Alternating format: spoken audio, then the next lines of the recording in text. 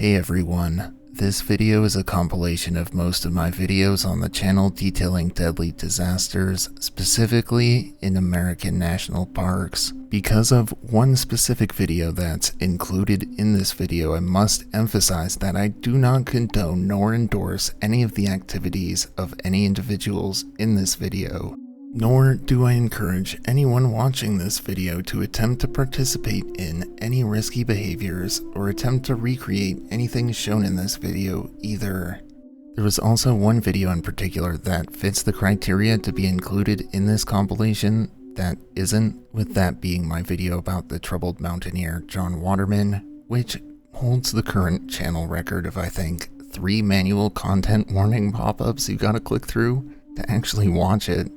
And it's definitely, well, very dark, but it's still one of my personal favorite videos that I've ever made, so I wanted to give it a quick shout out at least, since I couldn't include it in this video. So, without further ado, here's over 3 hours of deadly disasters in US national parks.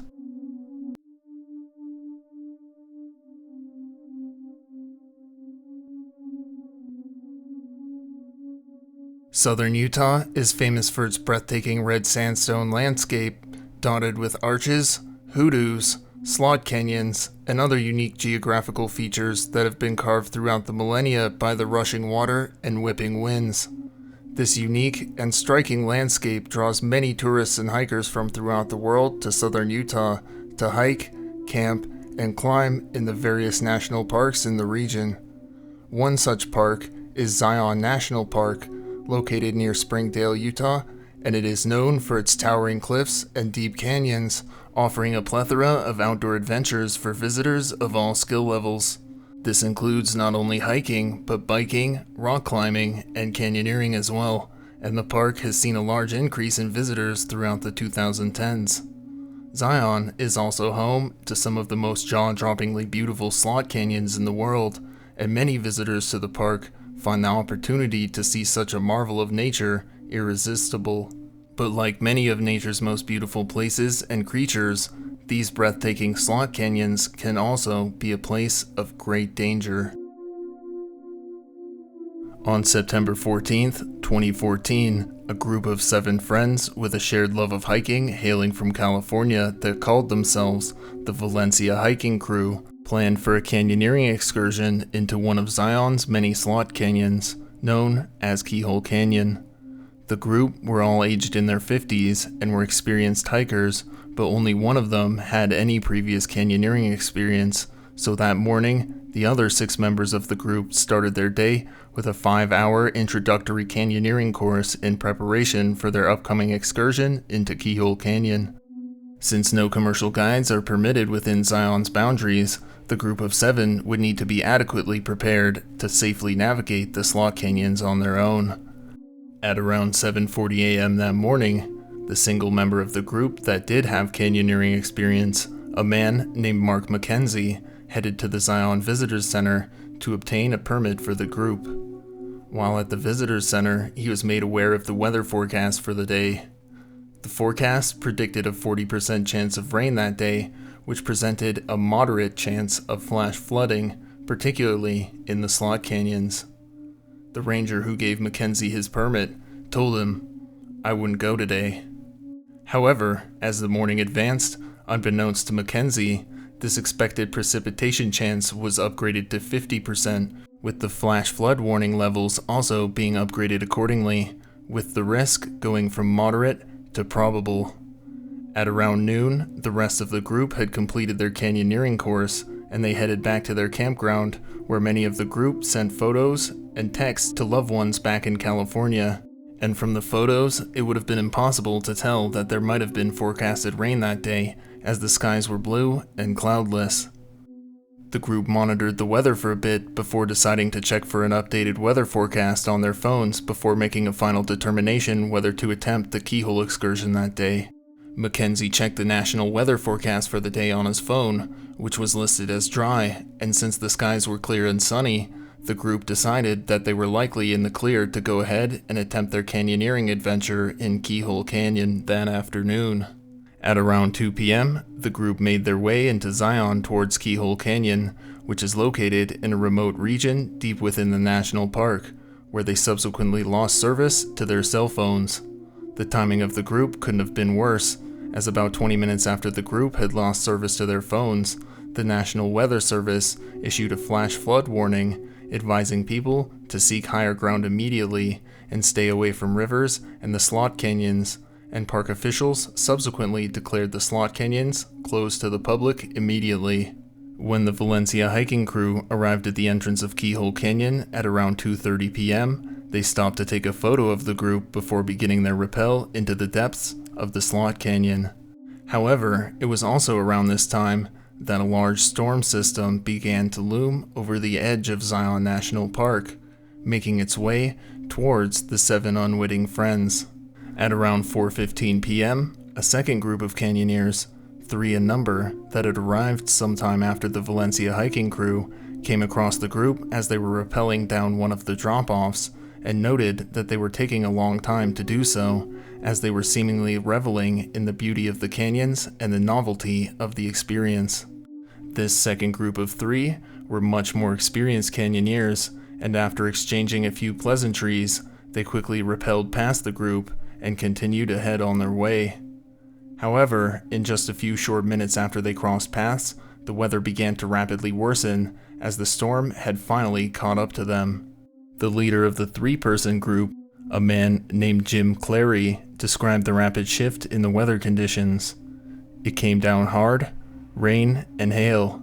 That's as fast as I've ever seen it change," he said. Realizing the imminent danger that they were in, the group of 3 scrambled towards the road near the end of the canyon and managed to escape before the now surging water in the canyon's creek rose to neck-deep levels.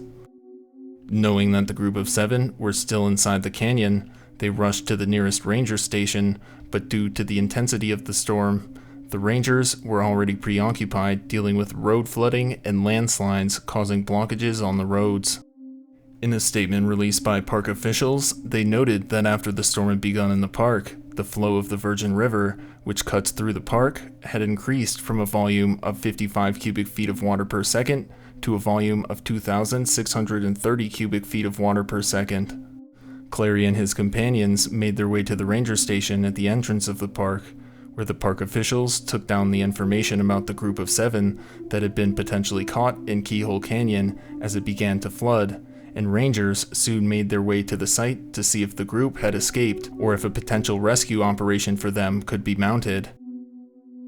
Upon arriving at the site, rangers found their vehicles still in the parking area, but observed no other traces of the missing hikers.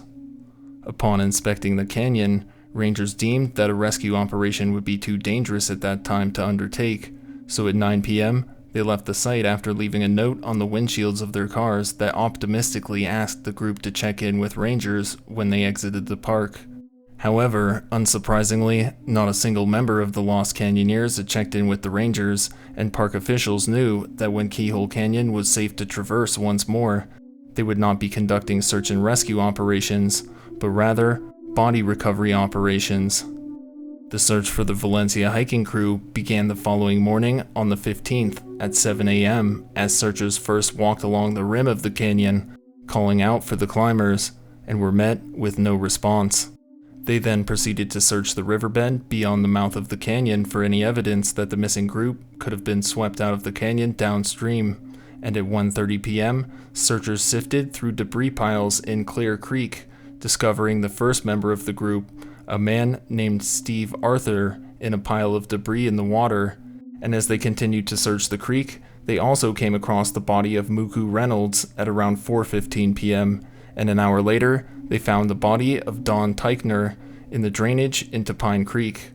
While rangers were searching downstream for further victims in the various drainages throughout the afternoon, canyoneering guide Caden Anderson and his 2 friends, Jay and India Piacatelli, descended into Keyhole Canyon for an afternoon excursion, as the newlyweds, Jay and India, had asked Caden to accompany them on their first ever canyoneering experience. When they reached the 3rd rappel point in the journey, the group noticed a rope still hanging from the ledge, which is not a typical occurrence, as canyoneers at Keyhole are expected to remove their gear after using it so as not to spoil the natural beauty for others.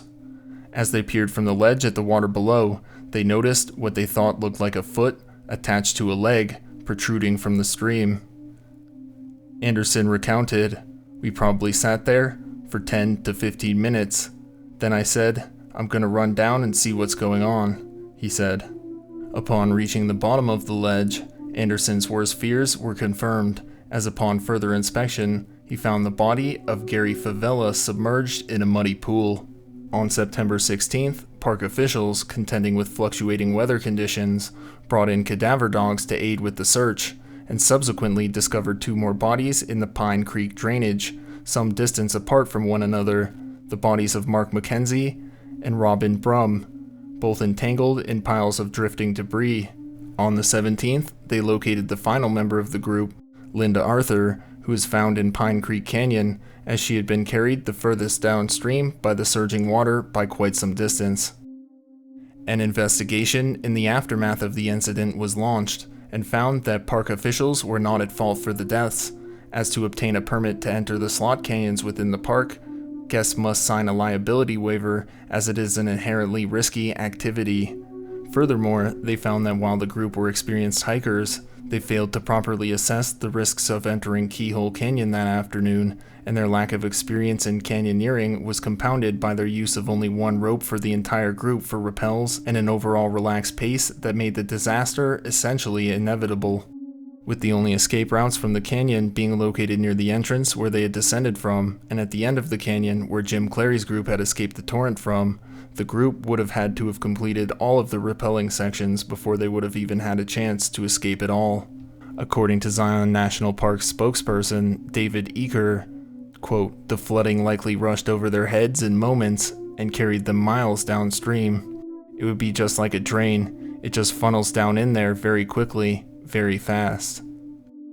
And despite being determined to be not at fault for the deaths, Zion National Park has made efforts to increase canyoneering safety as a result of this disaster, improving their weather warning systems in the more remote regions of the park, and they now require potential permit seekers to watch a film about the dangers of flash flooding in slot canyons before they are allowed to obtain their permits, and potential canyoneers are required to be expressly warned about the weather forecast and the potential dangers that could arise while they are in the canyons that day.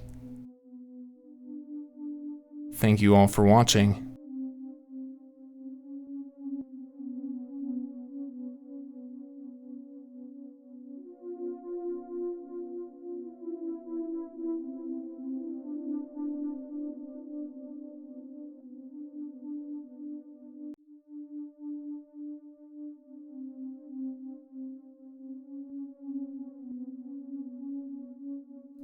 Arches National Park is a U.S. national park located in Moab, Utah, renowned worldwide for its vivid red rocks and its breathtaking scenery. The most popular draw for visitors to the park is the abundance of naturally formed sandstone arches that the park derives its name from.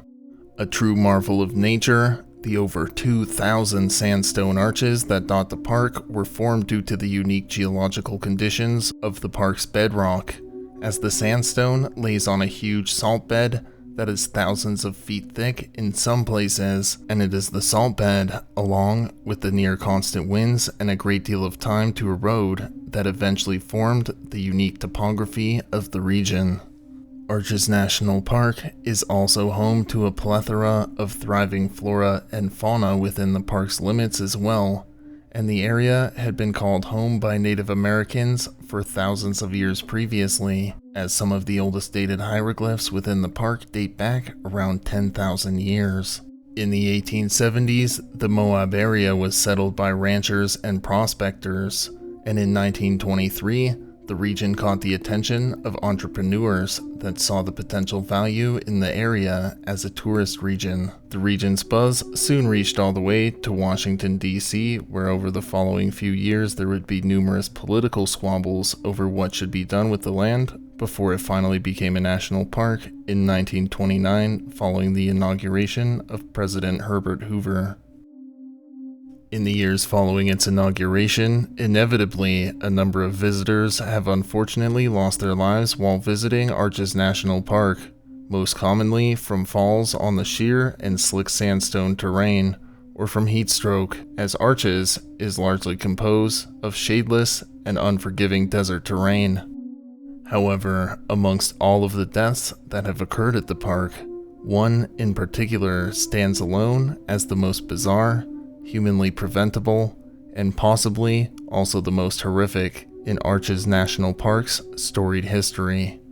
On June 13th, 2020, 1 year from the day he had met his wife on Tinder, Denver area resident Ludovic Michaud and his newlywed wife, a woman named Esther Nakajigo, who went by her nickname Essie, headed on a trip to Arches National Park.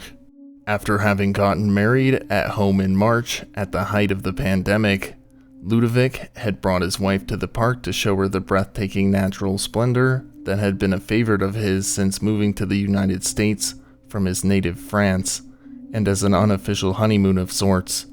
and to get the couple out and about after spending several months cooped up inside due to the nationwide COVID quarantines that had been mandated over the previous few months. The couple entered the park that morning, eagerly anticipating their excursion in the perfectly sunny weather and warm 88 degrees Fahrenheit daytime temperatures that had been forecasted for the day. That, of course, came along with fairly strong gusting winds that promised to offer them some reprieve from the unrelenting sun above. Ludovic and Essie spent the morning hiking in the park, making the trip to see the iconic Delicate Arch. After stopping to snap some photos at Delicate Arch, the couple then decided to have a picnic lunch along the trail back to their car. After completing their hike and finishing their lunch, after spending hours hiking in the sun in the desert terrain, the couple decided to take a break from their hiking excursion to grab some ice cream from just outside the park to help beat the heat. The couple drove towards the park's entrance in their rented Chevy Malibu and were driving on the road approaching the exit of the park, just before the visitors center. As they approached the exit, suddenly a gust of wind swept open a metal traffic control gate, which tore through the car without any warning. The gate sliced into the car and through Essie, who was sitting in the passenger seat, decapitating her, and just narrowly missing Ludovic, who was driving at the time of the incident. In the aftermath of the tragedy, an investigation into the incident found that Arches National Park officials had failed to properly secure the gate in the open position, as the metal latch that secured the gate was lacking a padlock to lock the latch into place, and had been held shut only by the unsecured metal latch, which investigators notably described as, quote, a tiny metal latch that was worn down and rounded. Following the investigation's revelations, Arches National Park officials took responsibility for the death and stated that it was an oversight that had been caused by difficulties with staffing and coordination that had been a result of the social distancing procedures and quarantine measures that had been mandated over the previous few months.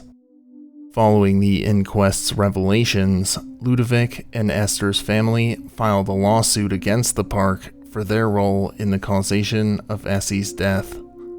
Ludovic sued the park for a sum of $240 million, while her family separately sued the park for a sum of $30 million as well. The lawsuits outline several of the ways in which the park had failed to take proper measures to prevent the gate from swinging open, such as the gate had been left unsecured and held in place only by the small, weathered latch, and that the gate had been designed with, quote, spear-like sharp ends that exacerbated the damage during the collision. The lawsuit further stressed that there was no way that park officials were unaware of the dangers posed by the unsecured gate, as a similar death in a national park in the 1980s had taught the National Park Service the dangers of unsecured roadway gates. Furthermore, the suit noted that park officials were surely aware of the windy conditions that are a near constant at Arches, as the strong winds are what etched the many sandstone arches within it that the park derives its name from, with the lawsuit stating, quote, Park officials knew, or should have known, that winds strong enough to carve stone are certainly strong enough to blow an unrestrained metal pipe gate into the path of an oncoming vehicle, the lawsuit said. The lawsuits claim that the high monetary damages they sought were due to Essie's bright future that had been cut tragically short, as she had founded a non-profit community women's healthcare center in Uganda at just age 17, winning a Woman Achiever Award from the United Nations Population Fund the same year.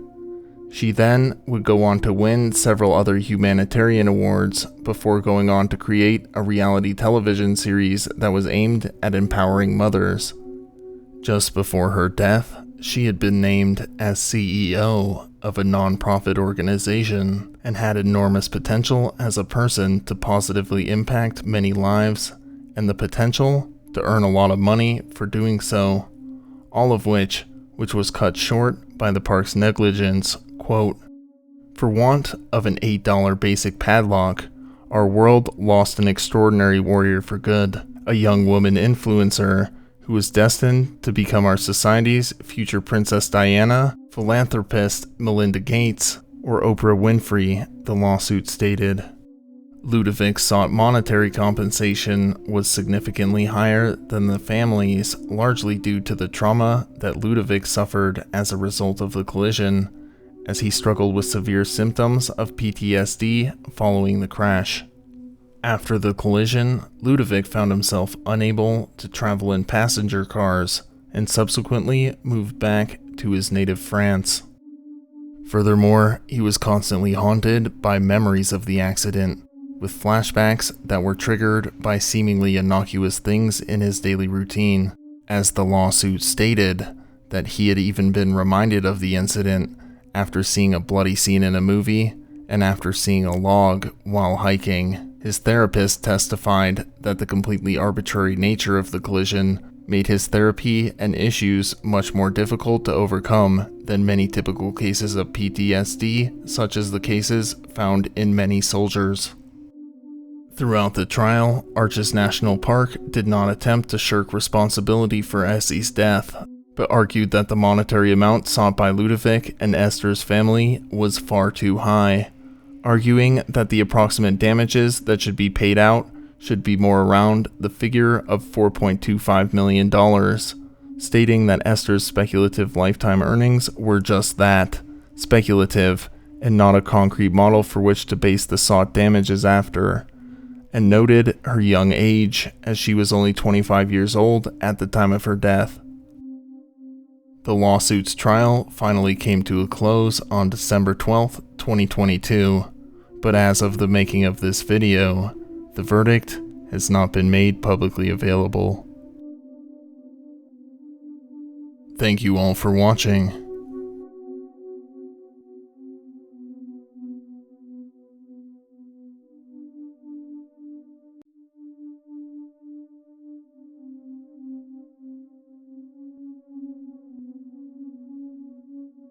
Grand Teton National Park is a United States national park located in the northwestern portion of the state of Wyoming. The park derives its name from the iconic Teton mountain range that is located within it.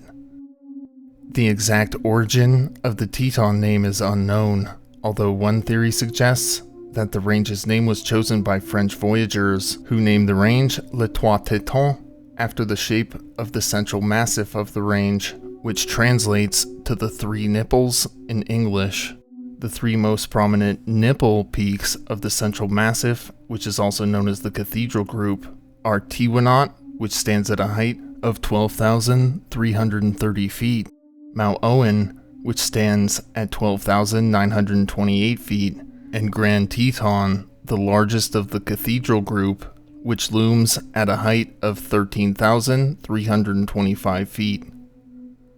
The Cathedral Group, due to their widespread renown and their steeply graded slopes, are appealing peaks for intermediate mountaineers to test their will to summit, with the highest peak, Grand Teton, obviously holding the greatest appeal of all of them. The first ascent of Grand Teton is a hotly debated topic within the local mountaineering community, as the first ascent of the peak was claimed to have taken place on July 29, 1872. Although this summit ascent has been widely disputed by historians, as the duo that claimed to have completed the ascent described the summit incorrectly, as they noted that there was a cairn of rocks that was atop the summit. This cairn of rocks that they described was actually believed to be a location known as the Enclosure, which is located on a subsummit and not the true summit of the mountain, 455 feet below the peak's true summit. The cairn of rocks they were referring to, most historians believe, was built by local Native American tribes who had clearly reached the Enclosure's summit before the two summit claimants had, which historians believe was actually built in 1873, which just further casts doubt on their sketchy summit claims. Another unverified summit of the peak was claimed to have taken place in 1893, although local historians similarly have their doubts whether the 1893 expedition team truly had reached the summit. The first verifiable summit of the peak took place on August 11, 1898, by an expedition team led by surveyor and mountaineer William Owen, who found no evidence of either of the previous claimants' parties at the true summit. However, many mountaineering historians also believe that the first ascent of Grand Teton was likely completed by local Native Americans quite some time before William Owen's expedition team had, which was clearly evidenced by the rock cairn at the enclosure less than 500 feet from the top. This hotly contested first ascent remains one of the most controversial, if not the most controversial first ascent in American mountaineering history. In modern times, the most popular route of ascent on Grand Teton is the Upper Exum Ridge route, which follows the steep and exposed Exum Ridge, which was named after Glenn Exum, the founder of a local mountain guiding company. The first stretch of the ascent is considered to be fairly easy, but also rather frightening, as summit hopefuls must traverse along the exposed ridge, where after crossing the Wall Street Ledge, climbers encounter several pitches of technical mountain climbing to reach the summit. This route offers mountaineers many of the appealing aspects of ascending larger peaks: steep terrain, jutting cliffs, and a fair balance of both simple and technical climbing sections to circumnavigate in order to reach the summit, which makes this an ideal attempt for mid-level climbers. However, although summiting the peak is considered to be a rather straightforward affair, and undoubtedly a comparatively easy ascent when compared to some of the unrelenting behemoths of mountains I've covered previously on the channel, an attempt at reaching the summit of the Grand Teton still carries an inherent, potentially fatal risk. On July 26, 2003, a group of 13 climbers of varying experience hailing from nearby Idaho decided to make an attempt at an ascent of Grand Teton. Due to the mixed abilities of the rather large summit team, the 13 members of the group were divided up into 4 rope teams, each led by an experienced climber. Leading one of these rope teams was a 27-year-old man named Clinton Summers, who was accompanied by his 25-year-old wife, a woman named Erica Summers. Following behind Clinton and Erica was a 30-year-old man named Rod Liberal, a 27-year-old man named Jacob Bancroft, a 25-year-old man named Reagan Lemke, and a 29-year-old man named Justin Thomas, who was joined on the trip by his brother Rob Thomas and his brother's wife, Sharika. The team had set off early that morning, hoping to reach the summit and make a retreat back to the base of Grand Teton before sundown, and the team had made solid progress up the slopes of the peak throughout the morning, and had reached the technical climbing pitches that lead to the summit by the early hours of the afternoon. However, as the climbers ascended the technical climbing pitches into the afternoon, the weather began to shift from the sunny weather earlier that morning to more worrisome weather conditions, as huge, ominous black storm clouds quickly blotted out the sun and began to shower the summit party with a light sheet of rain. which in turn made the surface of the rock slippery and dangerous. As the storm began to lash against the mountain, the team was ascending a pitch known as the friction wall, which is widely considered to be the most technically demanding pitch of the Exum Ridge route and is located just 800 feet below the summit, and furthermore, is just one more pitch of technical mountaineering removed from the summit. At around 3 p.m. that afternoon, now faced with much more potentially dangerous climbing ahead of them to the summit, the team briefly deliberated on their course of action before they collectively and disappointedly decided that reaching the summit was not worth the additional risk imposed by the weather, and thus the team began to scramble their way back down the friction wall before the conditions further worsened. At approximately 3:30 p.m., the climbers began to notice a strange, rather loud buzzing sound, which they described as a sound similar to the sound of a swarm of grasshoppers, although no one in the group could pinpoint the source of the sound or could ascertain what it could possibly be. However, they would not have to wait long in order to find out what was causing this buzzing noise. At 3:35 p.m., as the team members continued their various descents, a bolt of lightning tore down from the sky and shot powerful jolts of electricity through several of the climbers. The first climber that was believed to be struck by the lightning bolt was Rob Thomas, who had just scrambled to the top of the friction wall just moments before the lightning strike, and the bolt continued on to further strike Clinton and Erica Summers, who were resting on a ledge just below Rob, and his wife Sharika, who witnessed her husband suddenly freeze up and begin to fall towards an 100-foot vertical drop. However, Sharika managed to push him up against the wall before he fell to his almost certain death. The lightning continued on, coursing through Clinton and Erica, and then through Rod Liberal, who was just below the ledge where Clinton and Erica were resting, and the powerful jolt of electricity knocked Rod unconscious and left him swinging upside down from his harness. The lightning continued its path through Rod and then through Reagan Lemke, which paralyzed him and sent him tumbling downwards. Reagan's rope had snapped, and he had begun to free fall. However, the remaining rope attached to his harness was also attached to Jacob Bancroft and Justin Thomas, who had also been struck by the bolt, and as the trio fell, the ropes attached between them looped around a boulder, which miraculously arrested the men's fall. The destruction wrought by the split-second surge of electricity was immense, and in the blink of an eye had transformed the atmosphere from the jovial atmosphere of friends enjoying each other's company, sharing a common interest, to an atmosphere of panic, fear, and pain.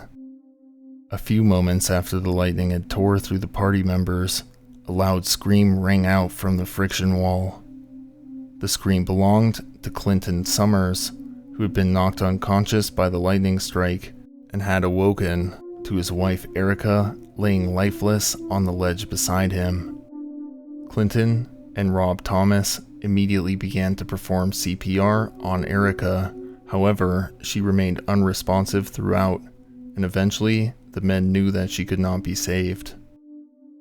Rob Thomas's father, a 51-year-old man named Bob Thomas, was able to contact National Park officials a few minutes later at 3:46 p.m. with a cell phone he had brought along with him, and he relayed the situation and the location of the quite literally stricken climbers to the rangers, who then began to make immediate arrangements for a rescue.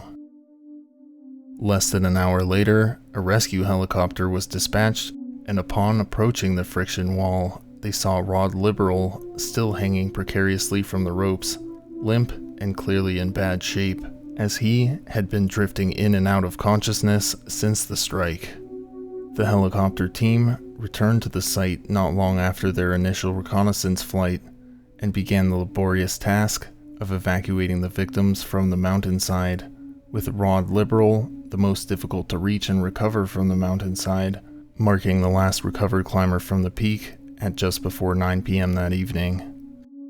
In the immediate aftermath of the incident, the injured victims were transported to nearby hospitals for medical treatment, with the exception of Rod Liberal, the most seriously injured of the surviving climbers, who was further flown all the way to the University of Utah Hospital in Salt Lake City, where he would remain in a medically induced coma for the next 3 weeks, although ultimately he did make a full recovery.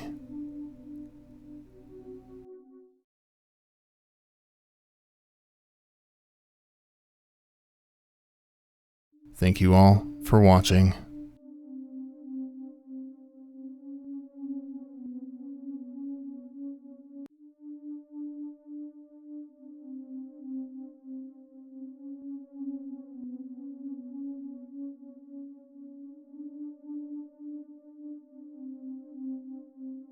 Within the danger-laden realm of extreme sports, there is perhaps one sport that stands out as one of, if not the most extreme and dangerous sports of them all. A sport which has been a frequent topic across several videos on my channel. The sport of free solo rock climbing. For those of you that are not familiar with free solo rock climbing, allow me to briefly explain. Free solo rock climbing is the act of climbing large cliff faces that require the use of ropes to safely ascend, without any ropes or safety equipment to protect the climber in the event of a fall. This means that free solo climbers must be absolutely sure with every move they make while they ascend, as even a simple mistake or minor slip-up on the wall can lead to a fall that will almost certainly result in the climber's death. Because of the very high risk of injury or death involved with free solo rock climbing,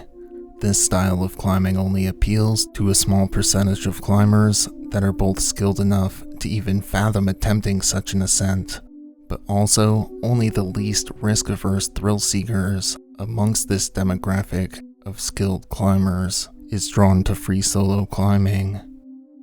Free solo climbing's popularity began to pick up in the 1970s, a scene spearheaded by the immensely talented climber and subject of one of my previous videos, John Backer, who fearlessly pushed the limits of free solo climbing with several jaw-dropping climbs throughout the 70s, including his landmark ascent of the 511C rated route Butterballs in the Yosemite Valley in 1979. As free solo climbing continued to develop throughout the 1980s, John Backer would continue to push the envelope for what was humanly possible to ascend without ropes. However, by the 1980s and into the 1990s, another name would begin to become synonymous with the sport of free solo climbing, and arguably would ultimately become more instantly associated with the sport than even John Backer had become. The subject of this very video,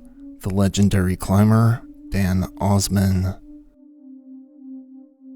Dan Osman was born on February 11th, 1963 in Reno, Nevada. Dan took to the sport of rock climbing in his teenage years, frequenting a climbing spot at nearby Lake Tahoe known as Cave Rock, which was host to a number of difficult routes, which Dan would hone his climbing skills on throughout his teenage years. Following his completion of high school, Dan would, like many young dedicated climbers throughout the decades, of course, find himself drawn to the stunning sheer cliffs and natural wonders of Yosemite National Park, where he would happily and easily assimilate within the so-called rock climbing bum community that has always thrived within the park. During his time spent at Yosemite, Dan would spend most of his time perfecting his rock climbing skills, working part-time gigs only when he absolutely needed some money to survive, and slept rough in the wilderness of the park, while also scavenging wasted food from the campgrounds for his sources of nutrition. Within the climbing community in Yosemite, Dan quickly earned a reputation as a dedicated, skilled, and daring climber, and by the late 1980s, he had also earned a reputation for several daring free solo climbs as well, and before long, Dan had attracted the attention of several sponsors to help fund his endeavors. However, despite securing a few sponsorships, the income and equipment they provided didn't quite make ends meet for Dan, and so he returned to Reno to work construction part-time, while he continued his daring climbing exploits in his free time. In 1989, Dan established a new, difficult route on Cave Rock at Lake Tahoe, a 513 rated route that he named Phantom Lord. While establishing the route, Dan fell over 50 times while attempting to secure a bolt along the route, and it was during this process that he realized that he actually quite enjoyed the thrill of the falling itself, which would mark the beginning of one of his other greatest passions. In 1990, Dan would make his first appearance in the Masters of Stone series of videos, where he free solo climbed the 512C rated route Gun Club in West Virginia, showcasing his climbing talents to a much wider audience than he'd ever managed to garner before. He would follow this impressive climb up with free solo ascents of the 512B rated route Fire in the Hole at his longtime stomping ground, Cave Rock at Lake Tahoe, and a free solo ascent of Atlantis, a 511 plus rated route in the Needles of California. However, while he was most certainly gaining notoriety within the climbing community for these impressive free solo ascents, Dan began to drift away from rock climbing to pursue the thrill of his newly awakened passion, free falling, instead. Dan began to experiment with free falls following his establishment of Phantom Lord in 1989, first beginning his experimentation with falls on par with a long fall during a rope descent, setting his gear up as he would if he were climbing.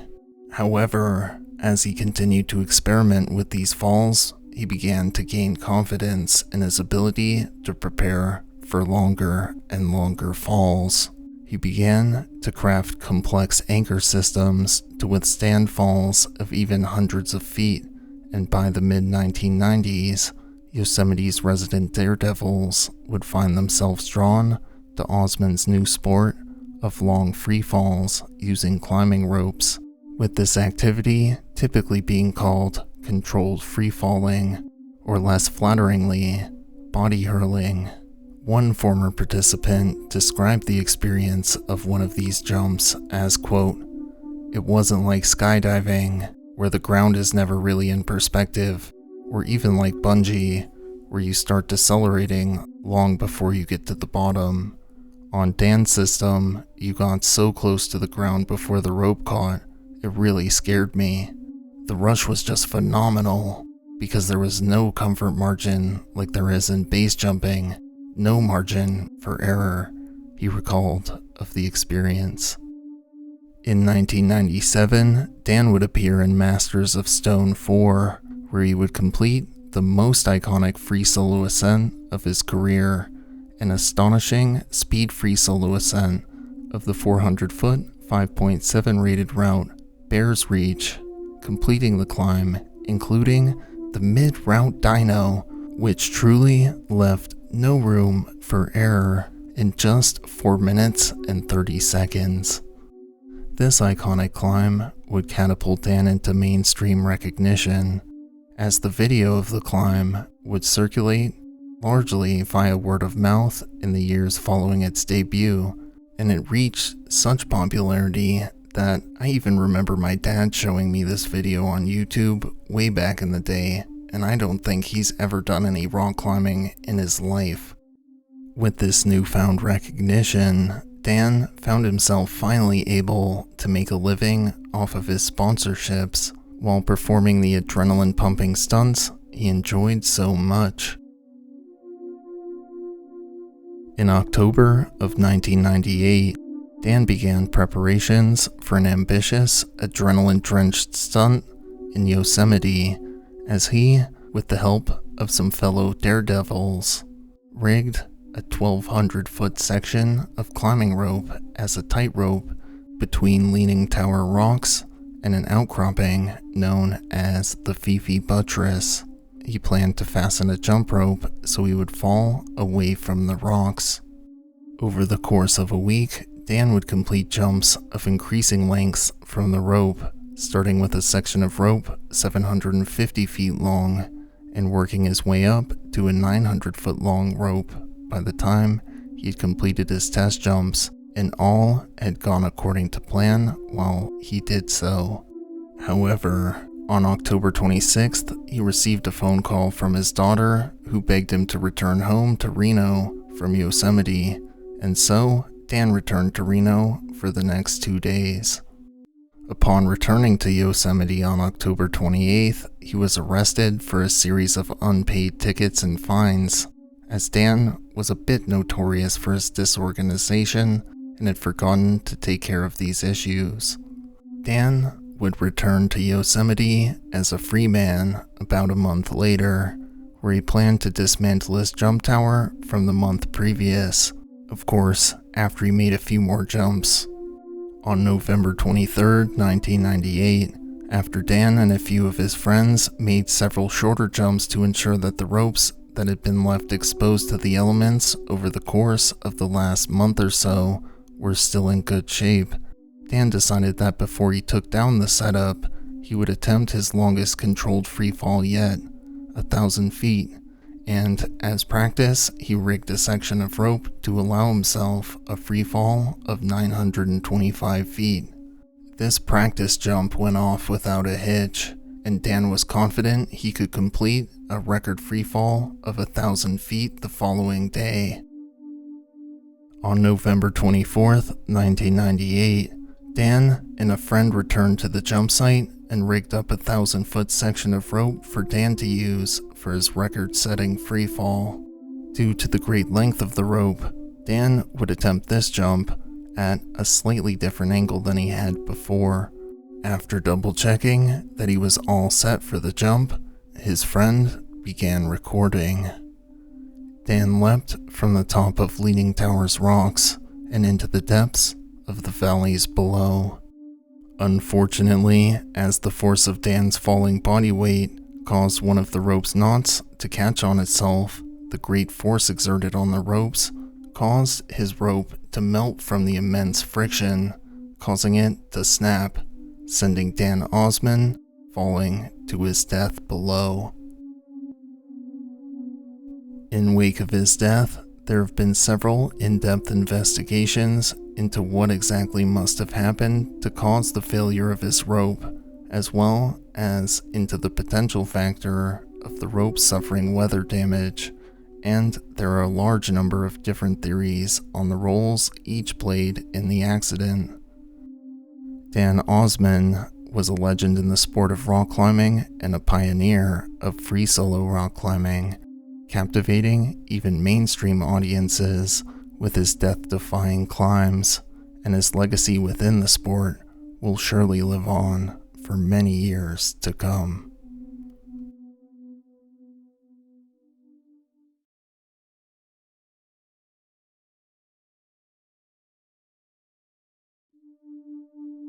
Thank you all for watching.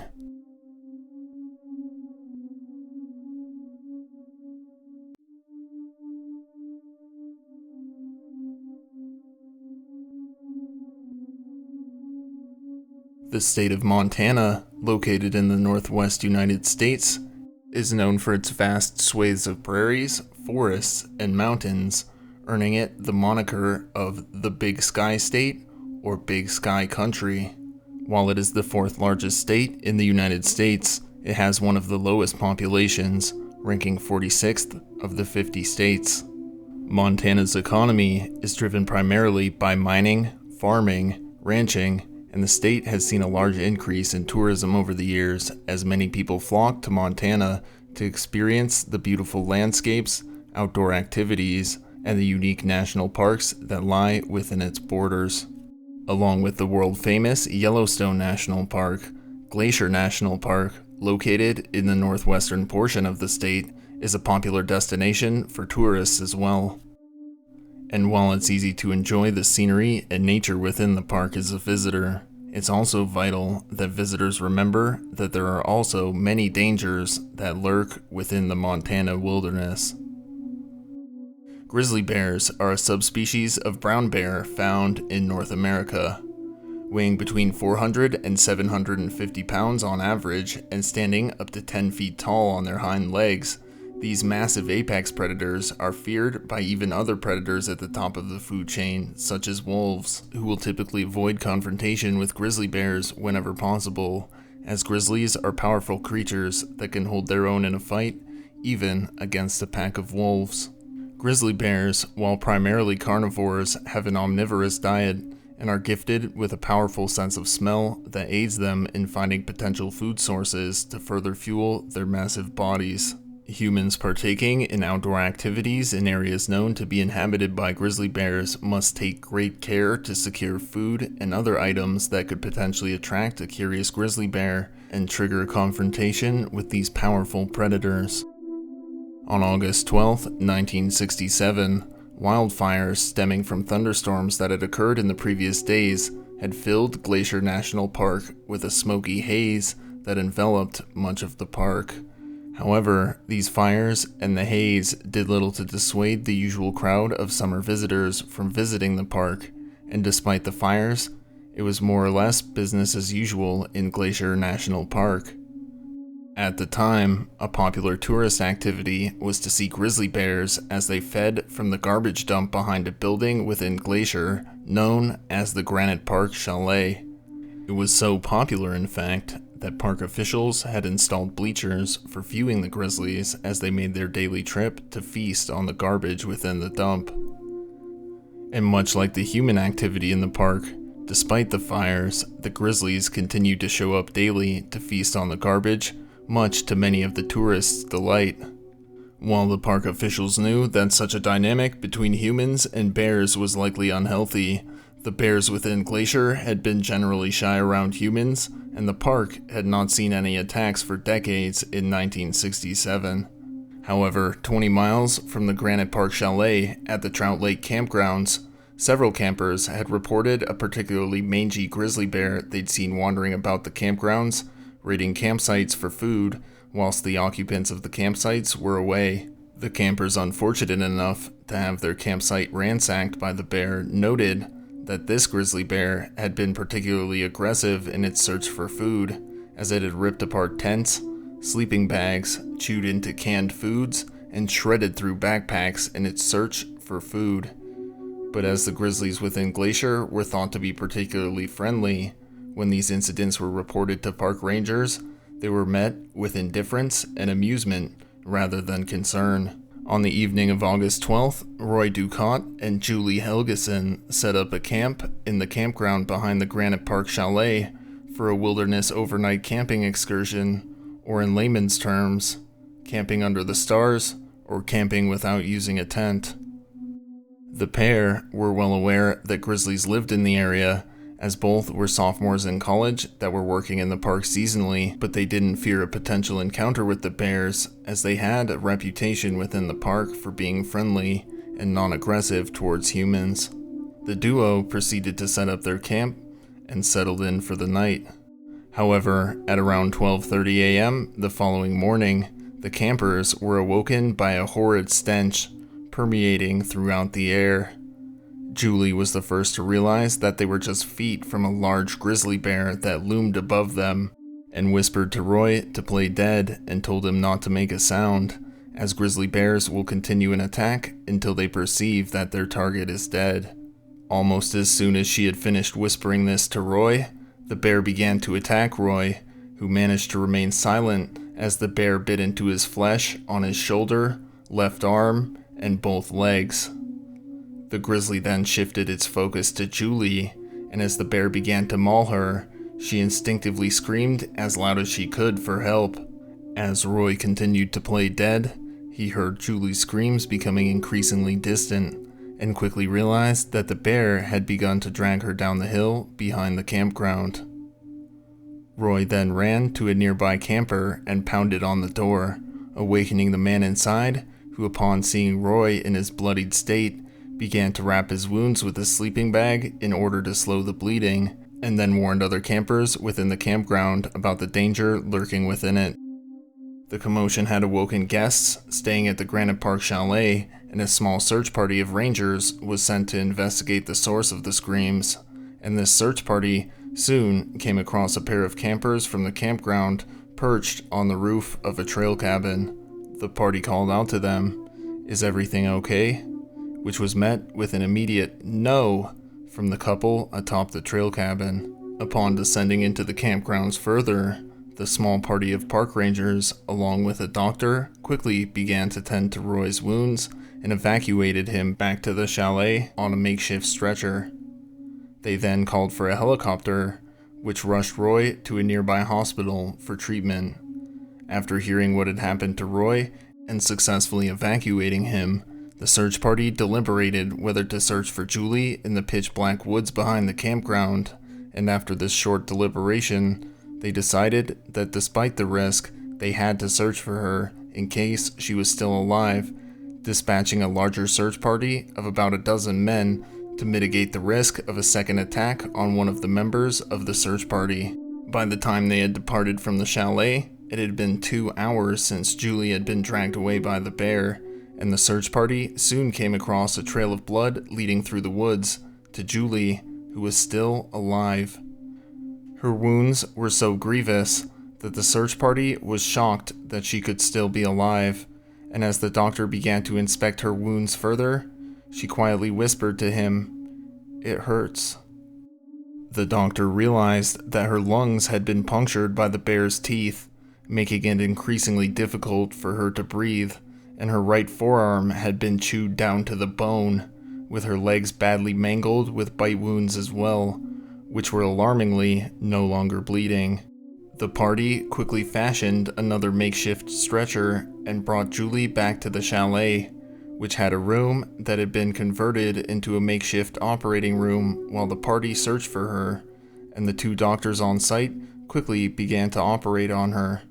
However, they soon realized that she was just mere moments from death, and that she had lost so much blood that there was no chance she would survive her injuries.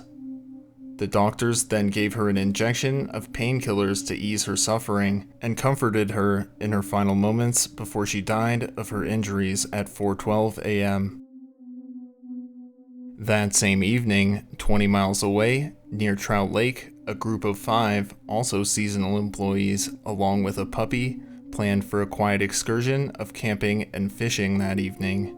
Only one member of the group had any experience with camping in the woods, a 16-year-old boy named Paul Dunn, who was also the youngest member of the group. After setting up their camp, they hung their food in a tree, and 4 of them began to fish for their dinner in the lake, leaving behind 19-year-old Michelle Kuntz to supervise the puppy and the campsite while the rest of the group fished. Paul was the first to catch a fish and brought it back to the camp and began to cook it just as darkness was falling. While Paul was tending to his fish, Michelle noticed what she thought was a grizzly bear lurking in the woods very near to their camp, and upon hearing this, the rest of the group rushed back to the camp to investigate. They then decided to retreat from their camp as the grizzly had been sighted no more than a dozen feet away from them, and after retreating about 50 yards, they watched as a small, thin, mangy grizzly bear tore through their camp, eating their freshly caught fish, and watched with disbelief as the bear continued to ravage the camp, tearing up their backpacks and other equipment in an apparent search for more food. After finding nothing further, the bear retreated back into the woods from which it came. Since the sun had fully set at this point, the group decided that they would set up a camp where they currently were, as from what they knew, grizzlies would not accost humans if they did not provoke them, and thus they quickly gathered what they could from the old campsite, leaving behind some cookies to hopefully potentially distract the bear from their new location. They then settled into their new campsite and went to sleep. However, at around 4 a.m. in the early morning hours of August 13th, a member of the group, 20-year-old Denise Huckle, was awoken by the sounds of splashing in the nearby lake and woke the rest of the group up to investigate. Upon peering down the hill towards the lake, they saw what looked like the outline of the grizzly bear from earlier making its way from the lake towards their previous campsite, where it then appeared to find the cookies they had left. Since it was so close to sunrise, several members of the group decided to go back to sleep, but Denise remained wide awake, keeping an eye on the bear while also keeping a tight hold on the puppy. About a half an hour later, Denise saw the bear hurtling towards their camp and immediately retreated inside her sleeping bag as the rest of the group was jarred awake by the sounds of the bear tearing through their camp. After a short while, the bear bit into the sleeping bag of Paul Dunn, grabbing a hold of his sweatshirt with its teeth, before then releasing it. Paul took this opportunity to wriggle out of his sleeping bag and began to run away as the bear reared its claws, standing upright on its hind legs, and Paul managed to clamber his way up into a tree before he called out for the rest of the group to do the same. The bear then turned its attention to the sleeping bag of Ray Nosek, age 23, as his younger brother, 21-year-old Ron, and Denise took the opportunity to emerge from their sleeping bags and run towards the shoreline as they struggled with the puppy. Ray then bolted from his sleeping bag as soon as he noticed that the bear had turned its attention to Michelle's sleeping bag and joined Ron and Denise at the shore of the lake before they all managed to ascend into a tree with the puppy. As they were climbing the tree, they heard Michelle begin to scream as the bear bit into her flesh through her sleeping bag and heard her call out, "He's ripping my arm." Soon after that, they heard her scream out again, "Oh my God, I'm dead." The horrified campers then watched the grizzly drag her sleeping bag away from the campsite and into the woods. As soon as the bear had disappeared with Michelle, the group grabbed their shoes and ran to the nearest ranger station, alerting authorities of their horrific experience. After dawn had broken, Paul and Ron led a ranger to the site of their camps, where they found the site exactly as the group of friends had described it, and they quickly began to search the woods for any traces of Michelle. It didn't take long for them to find Michelle's remains, which had been so badly gnawed and mangled by the grizzly bear that the ranger who accompanied the boys to the site, a man named Leonard Landa, described it as the most horrific thing he had ever seen. In the immediate aftermath of the incidents, park rangers began a hunt for the offending grizzly bears, and by the evening of August 13th, they had slain 2 grizzly bears in the area behind the Granite Park Chalet and another grizzly bear in the vicinity of Trout Lake. However, park officials and other wildlife experts were at a loss for an explanation as to how 2 attacks in the same night could have occurred. There was much debate and contention in the weeks following the attacks, with some park rangers speculating that the lightning strikes that had caused the wildfires could have agitated the bears, or that the wildfires themselves could have driven the bears to more aggressive behaviors, but each of these suggestions were refuted by other experts on grizzly bear behaviors.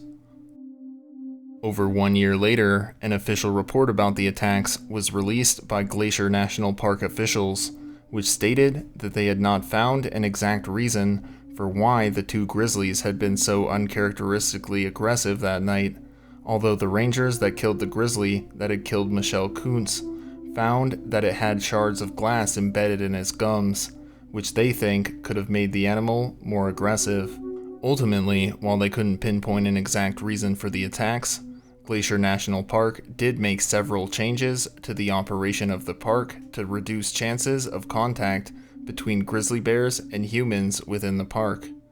They removed the bleachers and dump from behind the Granite Park Chalet and began strictly enforcing the previously unenforced rule of not feeding the bears, and reports of bears in the campgrounds were treated much more seriously than previously before. Thank you all for watching.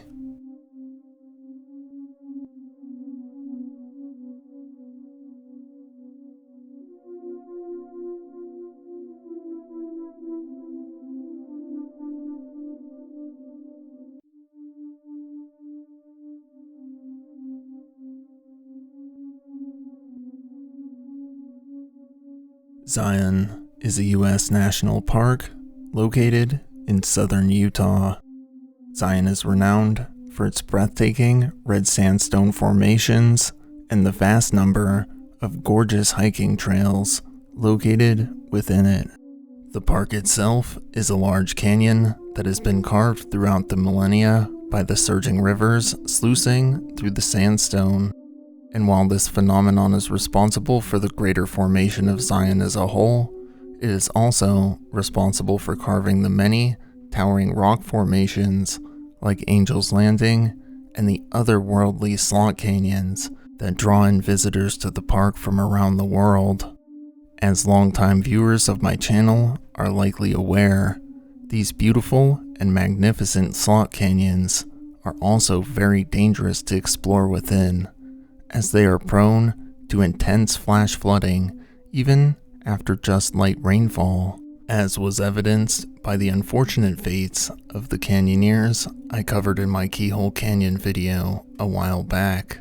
Notably, the waters of the rivers and creeks that run throughout Zion National Park are prone to sudden powerful surges, sometimes seemingly at random, as the flash flooding within them can begin many miles upstream, rushing through the river basins with terrifying speed and ferocity, sweeping into regions that may still be sunny and clear, with no signs of rainfall in sight. In July of 1993, a 35-year-old man named Mark Brewer led a small group of his hiking friends through the remote Kolob Canyon in Zion National Park. Accompanying Mark on this multi-day hiking and canyoneering trip was a 37-year-old man named Kim Ellis, a 28-year-old man named Dave Fleischer, along with 5 teenage boys named Mike Perkins, Josh Ney, Rich Larson, Chris Stevens, and Shane Ellis, the latter of whom was the son of the 37-year-old man, Kim Ellis. The route the party planned to take included several long rappelling pitches into the depths of Kolob Canyon, and the party would be descending 700 feet over the course of 10 rappels until they reached the bottom of the canyon, and from there they would continue hiking as they planned to follow the river until they reached Zion's famous Narrows, and would end their trek at the trailhead for the Temple of Sinawava.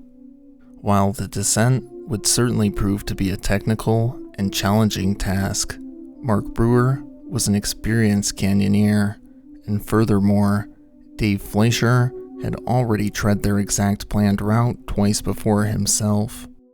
And so, after obtaining the proper permits from park officials to embark on their journey, on July 14th, the party set off on their hike towards the rim of Kolob Canyon and made their camp for the night not far from the rappelling pitches they planned to descend the following day. The next day, on July 15th, 1993, the team began the series of rappels into the depths of Kolob Canyon, and by the early afternoon, the group had reached the base of the canyon. After a long and stressful morning of rappelling down the cliff face in the hot July sun, Mark, Kim, and Dave revealed to the teenagers that they had accounted for this, as they had brought along some inner tubes with them so the group could float along the gentle flow of Kolob Creek, which runs through the canyon, until they approached the Narrows, where they would again face several more rappelling sections before completing their journey. These inner tubes served a dual purpose of not only being a relaxing way to cool off on a hot summer day, but also they would save the group energy, as they would be able to float for a few miles down the creek instead of hiking the distance on foot. Delighted that they had brought along the inner tubes, the group set off on their leisurely float down the gentle waters of Kolob Creek.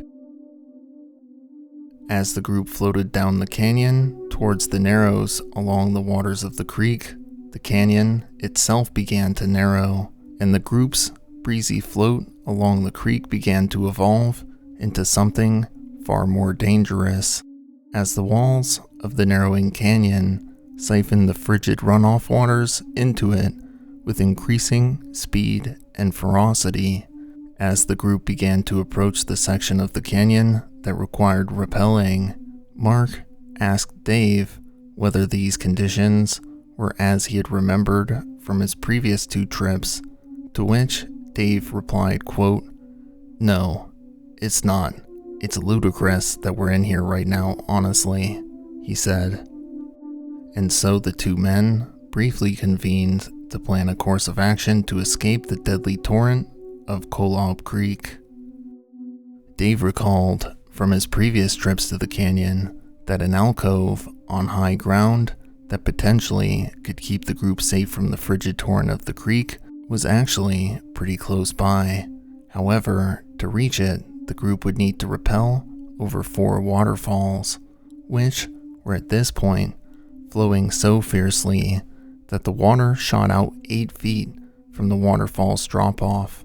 While the group had always planned to rappel down waterfalls and into plunge pools during their excursion, the conditions in the creek were far more intense than what they had anticipated, and thus, seeing no other further options than to proceed towards the alcove, Dave fastened himself to a rope and descended over the crest of the rushing waterfall. After continuing to struggle with his gear against the powerful, surging icy water, Dave finally began his descent towards the pool below, and as he did so, he came to the realization that the group was in far more danger than they had originally thought, as within the pool below him, a deadly whirlpool churned in the waters beneath the waterfall. This cyclical type of whirlpool is widely known as a drowning machine and are most often found near low-head dams, as the circular flow of the water traps objects within it and forces them beneath the water, making escape very difficult. However, seeing no other option at this point, Dave continued to descend into the pool below in order to secure ropes for the rest of the team to safely descend. However, as he did so, Dave became trapped within the churn of the whirlpool. Fortunately, he was roped up and not sucked beneath the surface. However, the rope severely limited his mobility, and he became essentially stuck in place. To make matters worse, the churn of the whirlpool yanked on his backpack, causing the straps to loosen and wrap around his neck, causing him to begin to choke and gasp for air. Upon seeing this, Kim Ellis leapt into action to attempt to rescue his friend from the whirlpool, and leapt from the top of the waterfall and into the frothing waters below. The impact of Kim's body on the water actually was substantial enough that it pushed Dave out of the whirlpool. However, as a result, Kim had now become trapped within the vortex of the whirlpool, unroped, and thus completely at the mercy of the powerful cyclical torrent of the whirlpool. Dave, who was exhausted from his struggle against the drowning machine, retreated to the shallows of the pool of water in order to catch his breath. However, seeing that Kim was clearly now in danger, Mark too leapt into the churning waters of the pool below, and in a very similar fashion to how Dave had been freed from the churn of the whirlpool himself, the impact of Mark's body in the water dislodged Kim from the churn of the whirlpool. Fortunately, Mark had aimed his jump into the pool just right and managed to swim away from the whirlpool before it sucked him into its deadly churn, and he dragged the now unresponsive Kim to the pool's shallows alongside Dave, and the 2 men immediately began resuscitation efforts. Unfortunately, however, despite having spent under 2 minutes submerged within the churn of the whirlpool, Kim remained unresponsive despite these resuscitation efforts, as his eyes were dilated and lifeless, and he was not breathing. After taking a few moments to regroup, Dave and Mark were able to attach ropes for the 5 teenagers to descend to join them safely. Despite the increasingly dire situation, the party spared a few extra minutes so that Kim's son, Shane, could spend a few last moments with his father before they would be forced to press onwards. Mark and Dave secured Kim's body to a driftwood log, and the team continued on, making slow progress through the near-freezing waters, traveling only 150 feet downstream over the course of the next 2 hours, as they arduously descended the next 2 of the 3 remaining waterfalls in order to reach the dry alcove just ahead of them. The process of descending these waterfalls hadn't gone particularly well for the team either, as their backpacks were dislodged from their backs during the process, and by the time they had reached the final waterfall, which was a 15-foot drop, the group had lost all but 2 of their backpacks and a majority of their supplies, including most of their rope and nearly all their food. At the bottom of this waterfall was another powerful whirlpool, and so Dave decided that he'd attach his backpack, which held most of the group's remaining food supply, to one of their few remaining strands of rope, and would then lower it into the whirlpool in order to gauge its strength and visualize its flow. While they were able to do this, the strength of the whirlpool was too great, and the team were unable to raise the backpack from the churn of the waterfall's whirlpool. Dave and Mark knew that they had to think quick, and so they decided that Dave would plunge into the water and free the backpack, and would swim away with it so it could be used as an anchor for their rope, so the rest of the party could slide along it, zipline style, and avoid the froth of the whirlpool's waters. All was initially going according to plan, as Dave leapt into the frigid water of the pool, freeing the backpack as he did so. As Dave swam away from the whirlpool, however, he lost his grip on the backpack, which began to get sucked back into the whirlpool's vortex. Instinctually, Dave lunged for the pack. However, it was too late, and the backpack, along with Dave, was sucked into the cyclical waters of the whirlpool. At this point, Dave was too exhausted from his prior ordeals, and he had used all his energy, and thus was powerless to resist the suction of the whirlpool as it sucked him beneath the surface of the water. Mark now faced a dilemma of his own, as this whirlpool was far more powerful than the previous ones, and if he leapt into the pool after Dave and was unable to escape its churn himself, the 5 teens would be left to fend for themselves without an adult at all. And so, Mark made the agonizing decision to forgo leaping into the pool after Dave, allowing him to succumb to its vortex.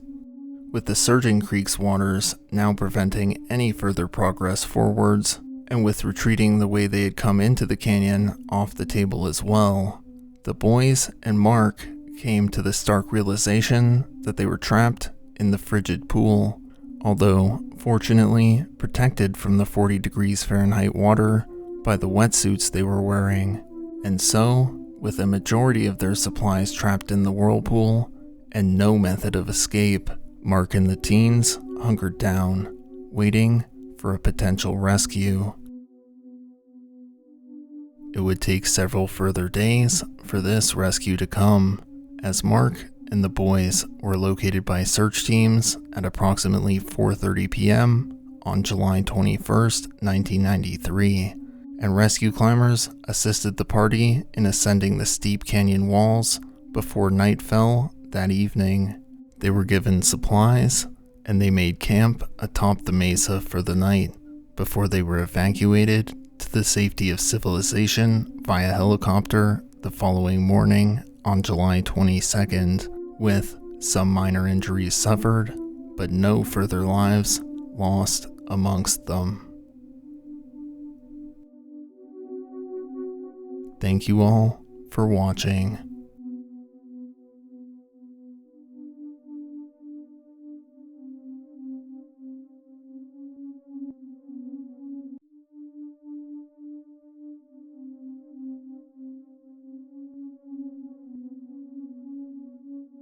Within the world of sports, there are certain names that transcend these sports and are recognizable to even mostly or completely uninvested outsiders. The most obvious case of this would be for someone like Michael Jordan. Even if you've never watched a minute of basketball in your lifetime, you likely know that he played for the Bulls, or at the very least, that he was a basketball player. While this recognizability is less widespread with many extreme sports, the same principle is essentially true for any sport. When it comes to the sport of rock climbing, a few names you'd be likely to hear from someone with little to no investment in the sport are Alex Honnold, Chris Sharma,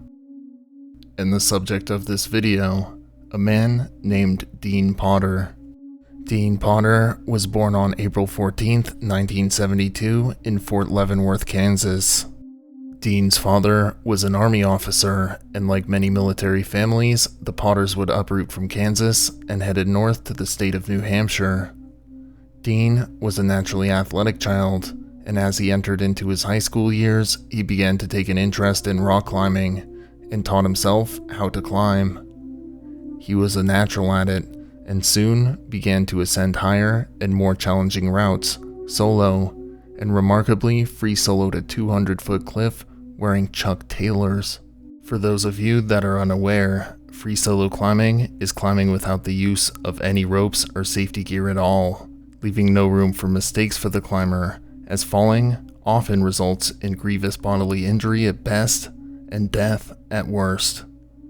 If you'd like to know more about free solo climbing, I'd also suggest you check out my videos I made about John Backer and Marc-Andre Leclerc, as well as this one. Anyways, the teenage Dean was known as a rebellious and free spirit, which was a juxtaposition to his strict military upbringing. After graduating high school in 1990, Dean enrolled at the University of New Hampshire, where the naturally athletic Potter rowed for the school's varsity crew team. Dean later recalled the coach of the rowing team's favorite catchphrase, recounting that he would often shout, quote, "You don't want to just beat the guy, you want to own him!" Dean disliked this catchphrase immensely, and one day, after a session of rock climbing, Dean had an epiphany. Dean realized that academia and rowing and owning people was not his cup of tea and dropped out of the University of New Hampshire, instead deciding to pursue his passion, rock climbing, as a career full-time. And so he packed his belongings in a van, which would become his home for the next few years, and headed west, hitting numerous climbing spots on his journey, working a few shifts at local food spots along the way to earn enough cash to sustain his lifestyle. This journey west in the van would last for the rest of the 1990s, as Dean roamed the western United States, honing his skills as he wandered from spot to spot, and by the turn of the new millennia, Dean had refined his climbing to the point that many climbers within the community considered him as one of the top climbers in the sport, and word of his talents soon began to spread outside of the hardcore rock climbing community, as he garnered a buzz for his risky but breathtaking free solo ascents, including mapping out and laying the groundwork for a free solo ascent of El Capitan, a feat that remarkably would later be completed by Alex Honnold.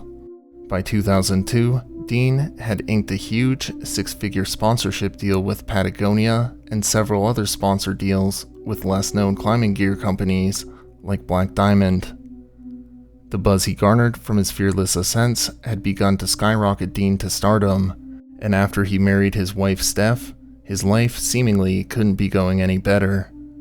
However, at around this time, at what seemed to be the pinnacle of his career, Dean began to have recurring nightmares about falling while free soloing, which he feared would begin to affect his nerve while climbing, an invaluable asset for free solo climbers, and he sought to remedy some of the risk of his ascents without eliminating the risk or freedom that defines the sport of free solo climbing.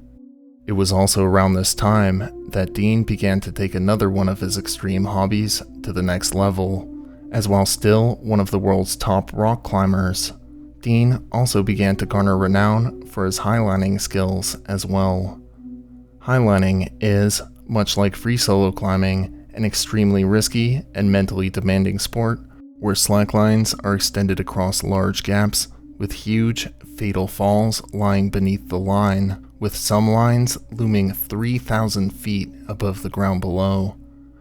Potter, notably, was the first person to highline across Lost Arrow Spire, with no lanyard or any other safety measure other than his reflexes to prevent him from falling from the line to his death below. In 2006, Dean would make Yosemite history when he, along with climbers Ammon McNeely and Ivo Ninov, climbed the Reticent Wall, one of the most difficult routes on El Capitan, in just 34 hours and 57 minutes, which broke the previous record for the fastest descent of the route by nearly 5 whole days. In May of that same year, he headed to his home in Moab, Utah, near Arches National Park, for what would become one of his most notorious and infamous climbing trips of his storied career. He started the trip off with highlining, completing a crossing of two 50-foot lines across 3 spires, suspended 400 feet above the ground. Dean was so enthralled by this that over the next 3 days, he crossed them over 100 times. After his highlining excursion, Dean then ascended the 900-foot sandstone spire known as the Teton, then base jumped from the top,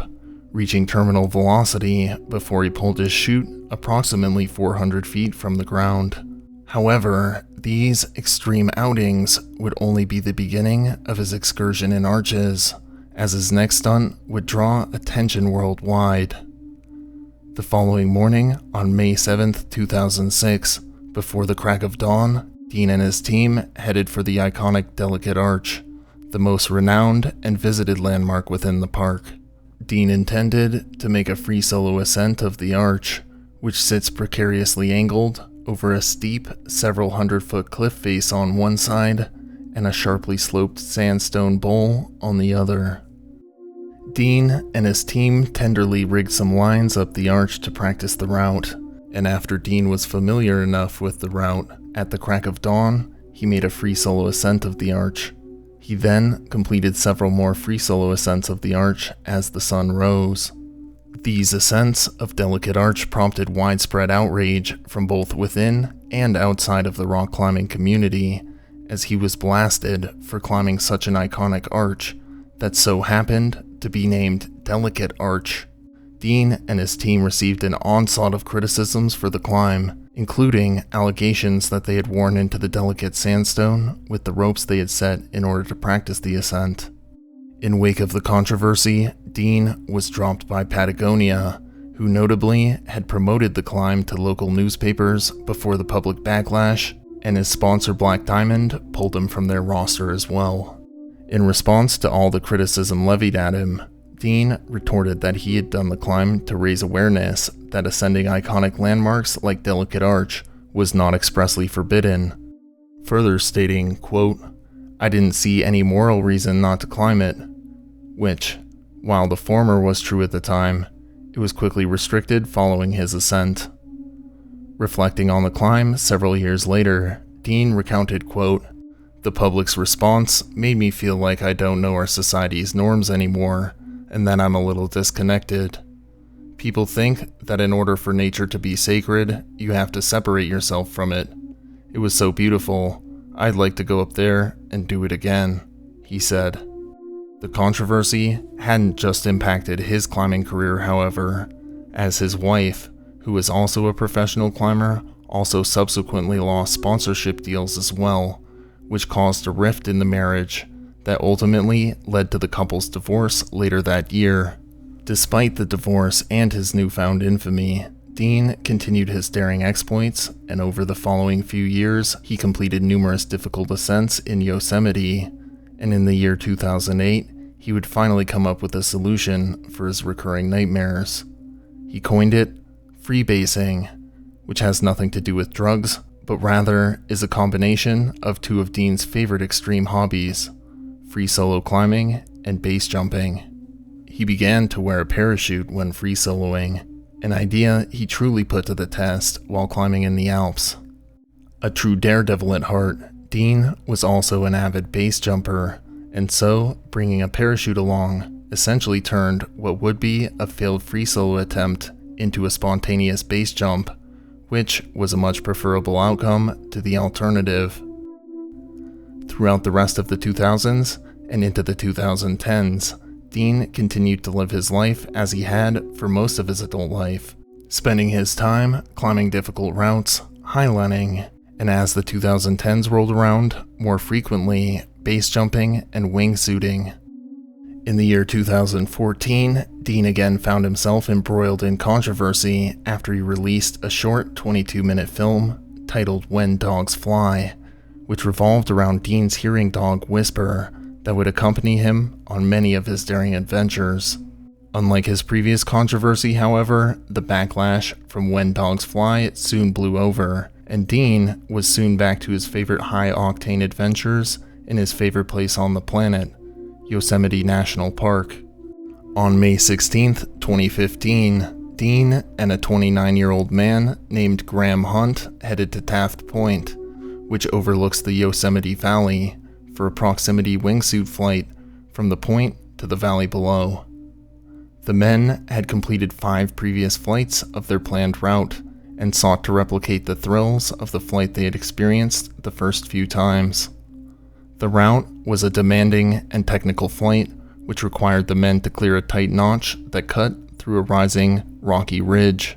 At just after 7 p.m., with the valley still lit by the late springtime evening sun, the men donned their wingsuits.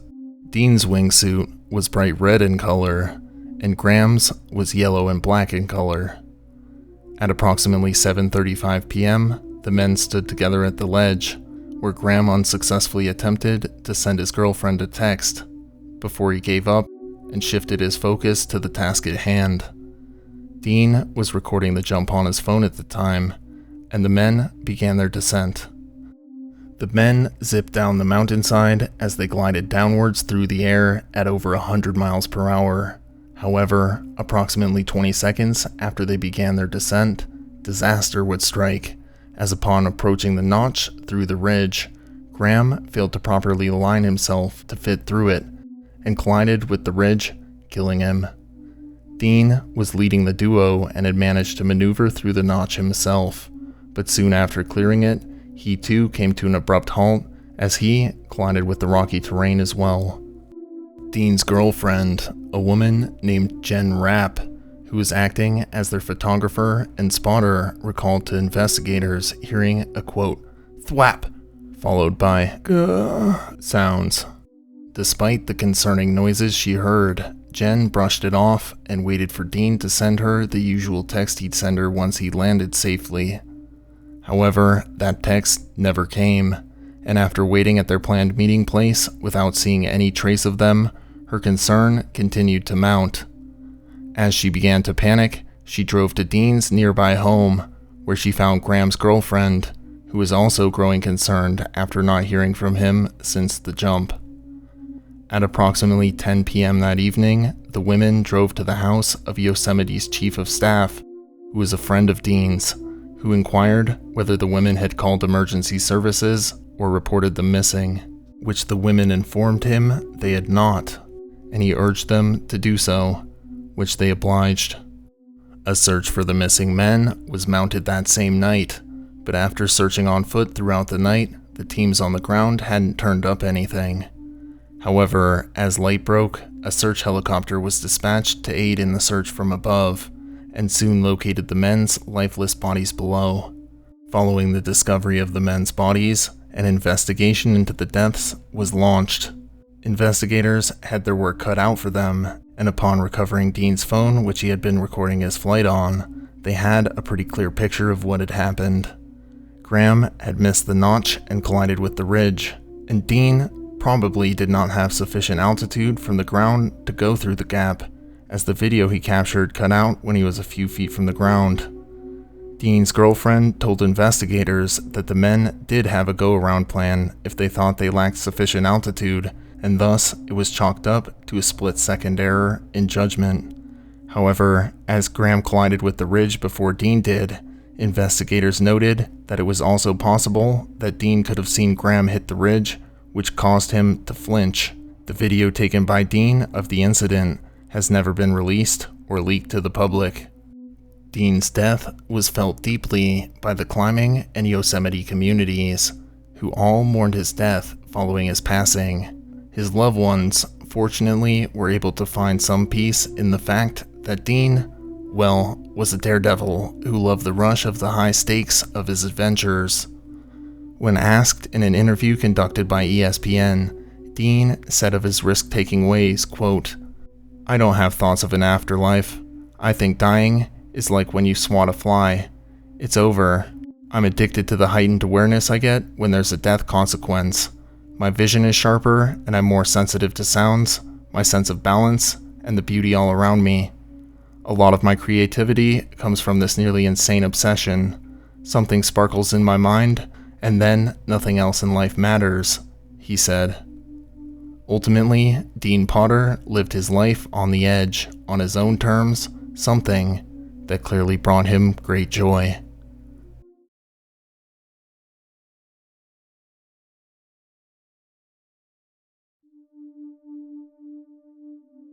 Thank you all for watching.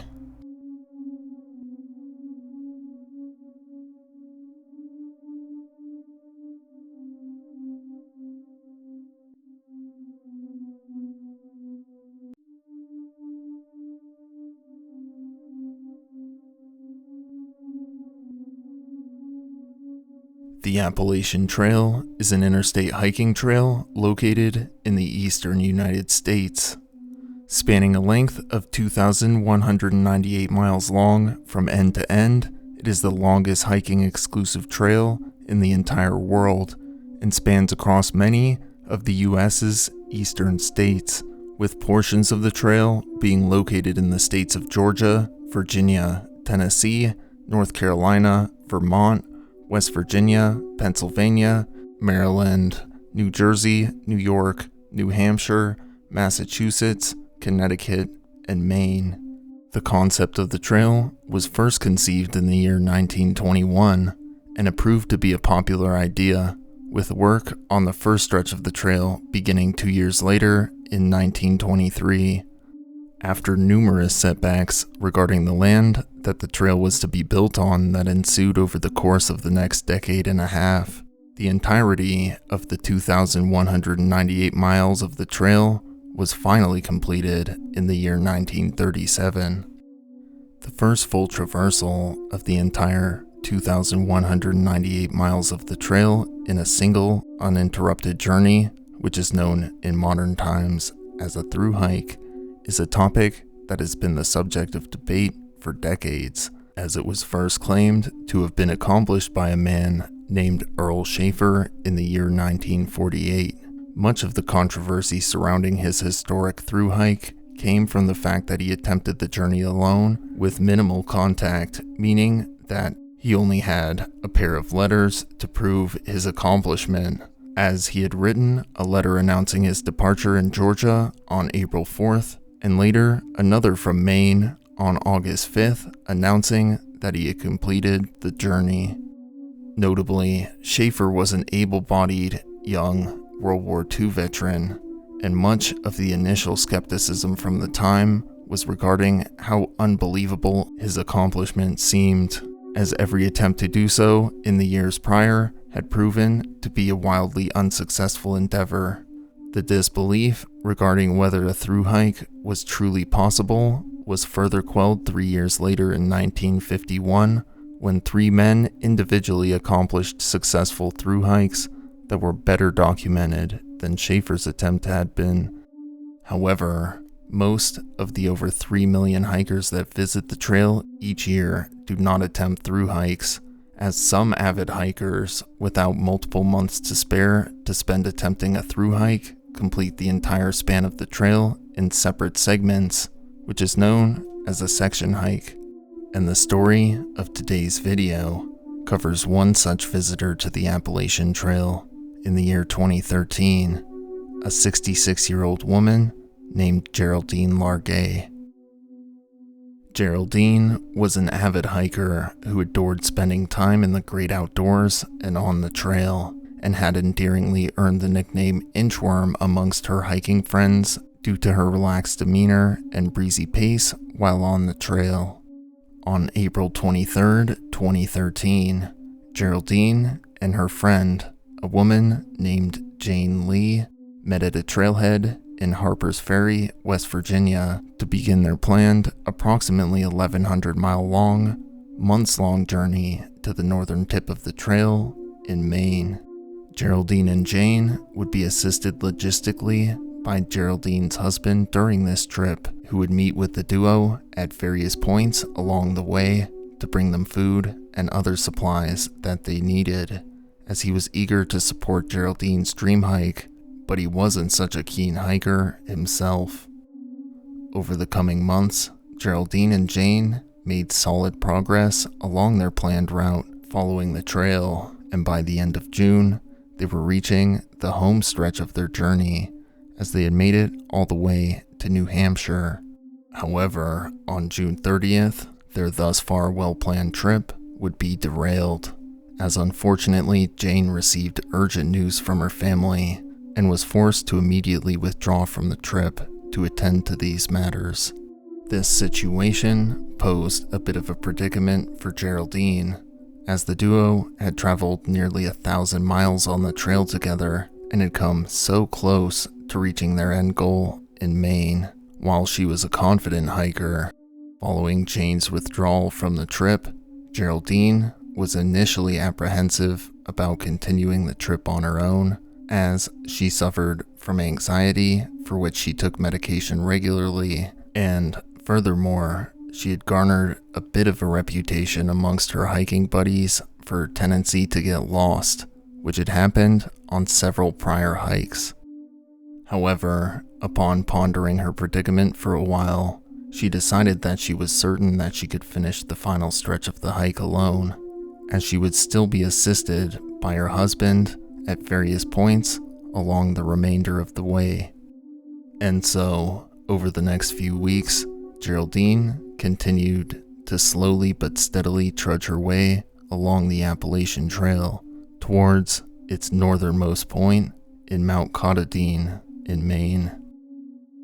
By the evening of July 21st, Geraldine had reached Poplar Ridge, a location along the Appalachian Trail in western Maine, where she decided to stop for the night at a lean-to there, which, for those of you who may be unacquainted, are essentially a raised platform with a roof situated along hiking trails that provide a source of basic shelter and a location up off of the ground for backpackers to utilize along their treks. That evening, Geraldine would not be spending the night at the Poplar Ridge lean-to by herself, as another group of hikers would join her there shortly after her arrival, and she quickly befriended them with her endearing enthusiasm about hiking, leaving such an impression on the hikers that one of them decided to capture a photo of Geraldine to remember her by at approximately 6:30 a.m. the following morning, July 22nd, before they parted ways. However, unbeknownst to the photographer at the time, this sentimental memento would serve as a crucial piece of evidence of Geraldine's potential whereabouts, as this would be the last time she would be definitively seen alive again. After departing the Poplar Ridge lean-to on the morning of July 22nd, 2013, Geraldine continued slowly but steadily along the trail and towards her end goal, which was now less than 200 miles away. As the morning hours progressed, Geraldine felt the need to relieve herself, and as there wasn't just a bunch of toilets built along the Appalachian Trail, she did what most people do when they need to go. She wandered off the trail into the surrounding woods a little bit to afford herself some privacy while she attended to her business. After she had finished relieving herself in the bushes, Geraldine attempted to make her way back to the trail. However, due to the dense woodland brush in the area obscuring her view, she wasn't able to spot it and began to wander through the woods, growing flustered as she was still unable to find her way back to the trail, and she was quickly coming to the realization that she had gotten herself lost. At 11:01 a.m., Geraldine turned on her cell phone and wrote a text to her husband that read, quote, "In some trouble. Got off trail to go BR. Now lost. Can you call AMC to see if a trail maintainer can help me? Somewhere north of Woods Road. XOX," it read. However, unfortunately for Geraldine, the cell service in the area where she had wandered from the trail was very spotty, and her text was never received by her husband. Geraldine likely knew the importance of notifying her husband of her predicament and her potential location, and so she apparently decided to forgo her efforts to find the trail again, and instead headed for higher ground in an apparent effort to get better cell service. However, despite spending the rest of the 22nd attempting to find service, she was unable to do so, and then she spent the entire next day, July 23rd, repeatedly attempting to send her husband another text that read, quote, "Lost since yesterday. Off trail 3 or 4 miles. Call police for what to do, please," it read. However, similarly to the previous day, she had no luck as she was unable to get any service to her phone. On the evening of the 23rd, Geraldine again pivoted her course of action, as she knew authorities would be notified of her disappearance by her husband after she failed to show up at one of their scheduled meeting points in Wyman Township that day. And so, Geraldine set to work locating what she regarded as a suitable campsite to await rescue, and decided to settle in a clearing under the canopy of some hemlock trees on a bed of pine needles, where she set up her tent, spread out a reflective thermal blanket between 2 trees to assist potential air rescuers in their search for her, and began to make herself at home while she awaited help. The following morning on July 24th, after Geraldine had failed to show up the previous day at their meeting point as they had arranged, and having heard nothing further from her, her husband notified authorities that she was missing, and efforts to locate Geraldine's whereabouts began immediately, as numerous volunteers began to comb the area between where the couple had last rendezvoused and the point where they were set to rendezvous the previous day.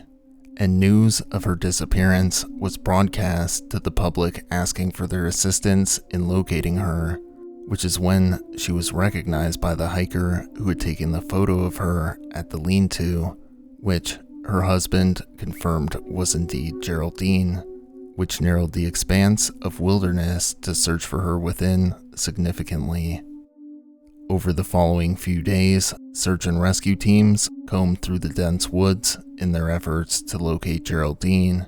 assisted by aircraft, both helicopters and planes, sent tracking dogs and searchers on horseback, as the rest of the volunteers searched everywhere they could on foot in an extensive effort to locate her. However, just under a week later, on July 30th, after several days of extensive combing of the surrounding woodlands, search and rescue teams still hadn't located even the slightest trace of her, as her campsite in the hemlock grove was well hidden within the trees from on the ground, and the tree's canopy above her obscured her camp and the reflective thermal blanket she had strung out between 2 trees from view from above. And thus, on July 30th, the large-scale search efforts to locate her were called off, although some smaller-scale search efforts to locate her continued over the following days until August 4th, when the official search efforts were again scaled back, with only a handful of volunteers continuing the search for her over the following few days. But as those days turned into weeks, and the weeks to months, very little hope would remain of locating Geraldine Largay alive, as 2 years after she had initially disappeared, her final whereabouts still remained unknown. While she bided her time at her campsite beneath the hemlock trees awaiting her rescue, Geraldine decided to document her misadventures in her diary. As the days passed and her supplies dwindled to nearly none, Geraldine, unfortunately, was forced to come to the realization that the rescue that she had been awaiting wasn't coming, and that her modest campsite within the hemlock grove would become her final resting place. And Geraldine continued to chronicle her thoughts daily until August 10th. In her final journal entry, which she dated as August 18th, 2013, she heartbreakingly scrawled in her journal, quote, "When you find my body, please call my husband George and my daughter Carrie.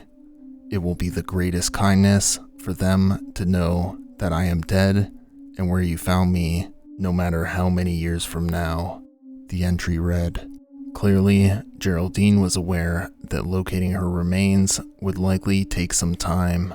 and so she sheathed the journal within the safety of a Ziploc bag to preserve it from water damage, before she curled up in the warmth of her sleeping bag for the final time. On October 14th, 2015, a private contractor who was in the process of conducting a forestry survey as part of an environmental impact study on behalf of the U.S. Navy, which owned said land, was shocked when during his work he happened across Geraldine's campsite. The site was located on land that was used by the U.S. Navy for training purposes and was less than 1 mile away from the closest point on the Appalachian Trail, and just under 2.5 miles away from the Poplar Ridge lean-to where she had last been sighted. After inspecting the campsite and peering into the collapsed, zipped-up tent, he caught sight of Geraldine's remains and immediately contacted authorities to inform them of his morbid discovery. Officials arrived on site not long after, accompanied by an Animal Planet film crew who were filming nearby for the upcoming season of their show Northwood's Law when they had caught wind of the surveyor's discovery. Considering that the campsite had sat exposed to the elements for over 2 years at the time of its discovery, officials found that the campsite was well organized and tidy, and many of her possessions, including her journal, were still in pristine shape thanks to her foresight of sealing them in plastic Ziploc bags to prevent them from being damaged by the elements. Notably, amongst the items that officials recovered from the site was a water bottle that was still approximately half filled with water. Following the documentation of her possessions, her body was handed over to the medical examiner to determine her cause of death. The medical examiner's report listed her cause of death as inanition due to prolonged environmental exposure. The report also notably found no evidence of foul play, which had been suspected by a number of outside observers who had been following the case. I'll leave a link to this medical examiner's report in the description of this video if you'd like to examine it for yourself. The discovery of Geraldine's remains would also finally give much needed closure about the circumstances of her death to her loved ones, who found solace in the fact that she had not met a violent or miserable end, as her journal had revealed that she had remained the coherent, meticulous, sensible, upbeat woman she had always been known to be up until the very end, and that she had died a peaceful death in her tent, nestled within the hemlock grove, surrounded by the beauty of the wilderness that she adored so very much.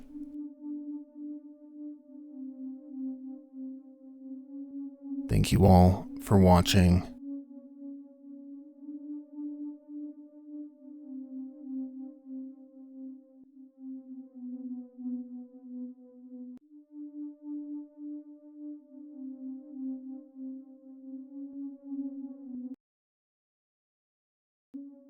Mount Rainier, otherwise known as Tahoma, is a striking stratovolcano, which notably is also the highest peak within the state of Washington, standing at a height of 14,410 feet at its summit. Now, as I discussed in a video I released a few weeks ago that detailed the disastrous Evergreen State College expedition, which ultimately failed in their attempt to summit the peak, within the mountaineering community, Mount Rainier is nearly unparalleled in its overall popularity amongst mountaineers, as since 1950, approximately 500,000 mountaineers have successfully reached its summit, and the peak regularly hosts over 10,000 summit hopefuls seeking to reach the top annually. As I also mentioned in the aforementioned video, and is also evidenced by the high number of annual summit hopefuls, an ascent of Mount Rainier is considered to be a relatively easy, beginner-friendly ascent, which rates on the unofficial Morbid Midnight Mountain difficulty scale as easy, but definitely not a hike, and would land somewhere between Kings Peak and Denali, difficulty-wise. Now, while only sporting an appropriately paltry 0.1% death to successful summit ratio, the sheer number of climbers that flock to Mount Rainier annually means that, judged only by the sheer number of deaths that have occurred on its slopes, Mount Rainier ranks amongst the most deadly peaks on the planet, as nearly 500 people have lost their lives on its slopes throughout the years. However, not all of the people who have unfortunately perished on Mount Rainier's slopes are mountaineers seeking to reach the summit, and actually 2 such individuals would in fact perish after accidentally reaching Mount Rainier's summit with no climbing gear, no previous mountaineering experience whatsoever, and with no actual intention of reaching it at all. At around 6 p.m. on the evening of January 20th, 1990, a duo consisting of a 53-year-old man, simply identified in the incident reports as RM, and a 47-year-old man, similarly identified as simply RB, approached Mount Rainier aboard a Piper PA-18 Super Cub airplane, and the duo decided that they'd attempt to catch a scenic view of Mount Rainier's summit and volcanic crater by flying over the mountain. However, as the 2 men continued to approach Mount Rainier, they soon realized in horror that the small plane lacked the power to actually ascend high enough to properly clear the peak, and, in a cruel twist of fate, the plane slammed into the summit crater, instantly killing 53-year-old RM on impact. However, 47-year-old RB would manage to survive the crash and subsequently managed to free himself from the interior of the plane and made his way away from the smoldering wreckage of the Piper Super Cub. However, as he fled away from the wreckage, he would seemingly notice that, despite distancing himself from the burning wreckage of the plane, he was growing increasingly warmer, so much so in fact that he then opted to remove his jacket, which left him wearing only a t-shirt on his upper torso. After it slammed into the summit crater, the Super Cub's emergency locator beacon activated, and the plane's location was soon thereafter picked up by Seattle air traffic controllers, who would pass the information on to local rescue officials, who subsequently organized a rescue party. However, with the daylight hours long faded by the time they could put one together, the rescue efforts would be delayed until the following morning. The following morning, on January 21st, 1990, 4 park rangers loaded aboard a Chinook helicopter, which transported them to the summit crater to inspect the site of the crash. Upon their initial inspection of the crash site, the rangers would locate 53-year-old RM's body still within the aircraft's cockpit. However, they also noticed that RB had seemingly managed to survive the impact and subsequently located his body a decent distance away from the plane. As they approached his body, they located his jacket discarded on the ground a short distance away from him, and were initially perplexed as to why the man had seemingly discarded his jacket at the top of a mountain in January. However, they subsequently noticed that the location of his body was just 40 yards away from the crater's steam vents, which then did actually offer a reasonable explanation as to why he'd removed his coat, and his death was ultimately chalked up to be a case of unfortunate happenstance, as seemingly, while he had been trying to make his way across the summit crater, steam had vented from inside the volcano, which essentially cooked him alive with the volcanic steam. However, this deadly collision would not be the last nor deadliest plane crash on Mount Rainier slopes that very same year. A few months later, on July 3, 1990, at just before 1 p.m. that afternoon, a Cessna 210 with 6 people aboard, which included the plane's pilot as well as 5 rodeo cowboys, traveled along the flight path of their chartered flight, which was slated to transport the cowboys from the city of Aurora in the state of Oregon to the city of Ponoka in the province of Alberta. As the Cessna 210 approached Mount Rainier, the pilot would apparently attempt to make radio contact with air traffic controllers. However, immediately following this, the plane would abruptly vanish from ATC radars, and they were unable to re-establish contact with the Cessna. Unfortunately, the cause of this was that the Cessna had slammed into Mount Rainier's southern slopes at an approximate elevation of 12,200 feet, killing all 6 passengers aboard the aircraft on impact. After an extensive search of Mount Rainier's slopes was mounted by park rangers on the ground and assisted from the air by both planes and helicopters, they would manage to locate the crash site and made their way to it, where they would find all 6 victims of the crash deceased within the wreckage.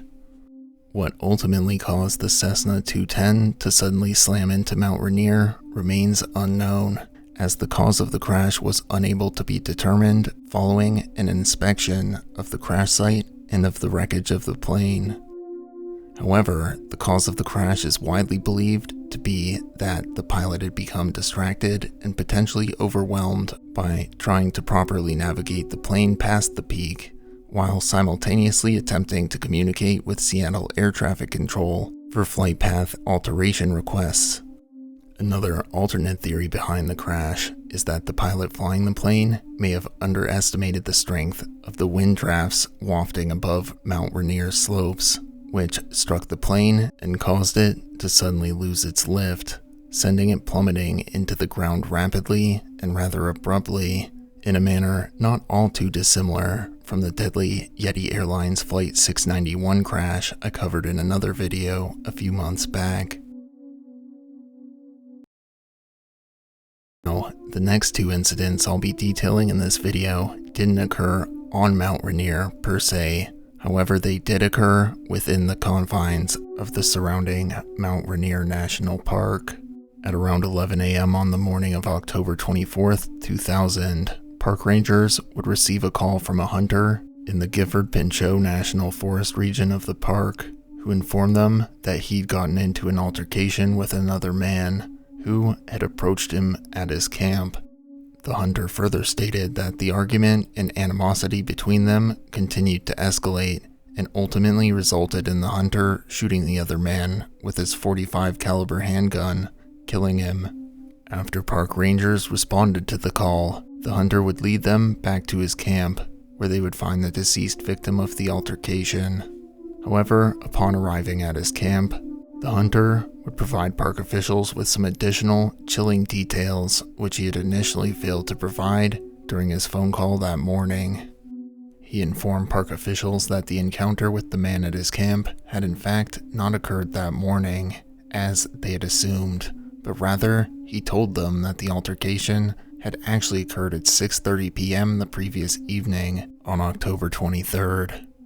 He'd additionally state that after shooting and killing the man at his camp that evening, he spent the remainder of the evening at the camp with the man's lifeless remains, before heading to sleep for the night in his tent. After spending the night at the camp with the body, he would at last finally set off to contact park officials the following morning, and subsequently place the aforementioned phone call to park rangers. Park officials would then contact police, and the hunter was subsequently arrested and taken into custody, and was subsequently charged with a count of homicide as a result of his actions. Curiously, despite my best efforts, I was unable to locate any follow-up information, such as the ultimate verdict of these charges, However, according to my YouTube analytics, a not insignificant number of my subscribers actually live in the Seattle area, so I suppose if you work in law enforcement or the Park Service in the area and happen to know anything about the eventual outcome of the incident, and of course are at liberty to share further details with me about it, please leave me a comment on this video or shoot me an email, and if I do receive any credible further information about it, I'll be sure to update you all in a future video. The final incident I'll be detailing in this video is perhaps the most unusual, and is certainly the most chaotic of them all. In the early morning hours of New Year's Day, January 1st, 2012, at around 3 a.m. that morning, a 24-year-old man and Iraq War veteran named Benjamin Colton Barnes would get into a verbal altercation over a firearm at a New Year's party being hosted in Skyway, Washington, which rapidly escalated from a verbal altercation to violence, as Benjamin would proceed to shoot and injure 4 people at the party, leaving 2 of them in critical condition. Benjamin would then subsequently pilfer equipment from his victims, including valuable, high-end weaponry, body armor, and other various articles of survival gear, before he fled into Mount Rainier State Park to seek refuge from any potential pursuers. Later that morning at 10:20 a.m., Benjamin's car was spotted by 2 park rangers as it zoomed through a tire chain checkpoint station at high speed, and one of the rangers stationed at the checkpoint, a 34-year-old woman named Margaret Anderson, would attempt to pull Benjamin over for his infraction. However, after he failed to yield to her after quite some distance, she subsequently decided to position her car to create a roadblock in an attempt to force him to come to a stop. However, as he approached her roadblock, Benjamin would suddenly make a U-turn and subsequently leapt from the interior of his vehicle, only a few feet from Margaret's car, brandishing a shotgun in his hands, and immediately began unloading rounds into Margaret's car, striking her with multiple shots, gravely wounding her and incapacitating her before she had even had the chance to open the door of her car.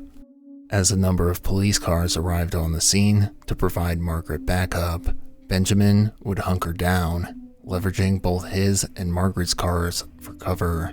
as he repelled any attempted advances by police by firing at them with a long rifle, which unfortunately prevented them from reaching Margaret in time to potentially save her life, as she reportedly roughly clung to her life for approximately 90 minutes after being shot by Benjamin, before finally succumbing to her injuries. After he traded gunfire with police for at least 90 minutes, Benjamin would manage to slip away from police and into the nearby woods.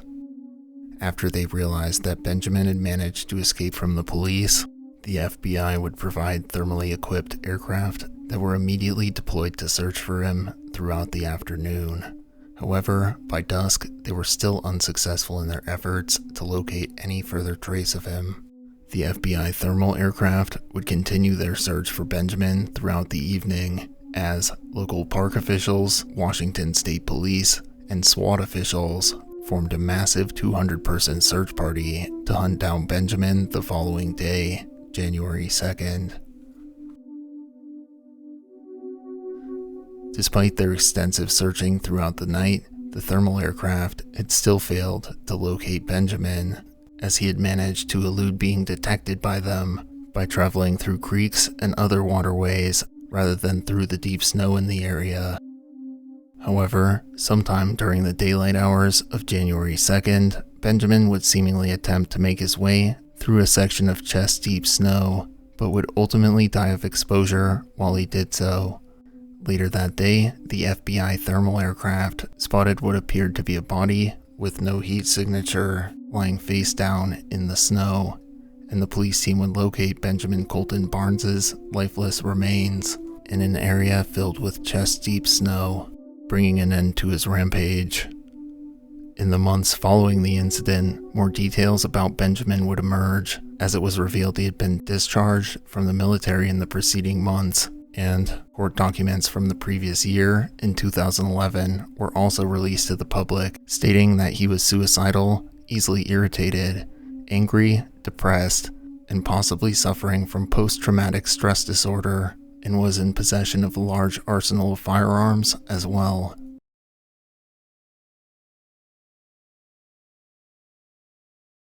Thank you all for watching.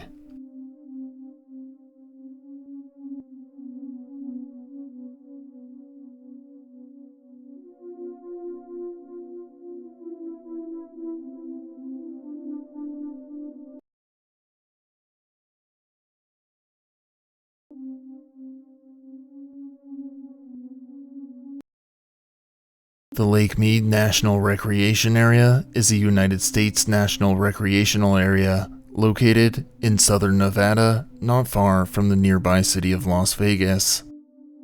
The Lake Mead National Recreation Area was the first federally protected region to receive the designation of a national recreational area and has remained the nation's largest national recreational area since it was designated as such in the year 1936. And spans an area of 1,496,806 acres.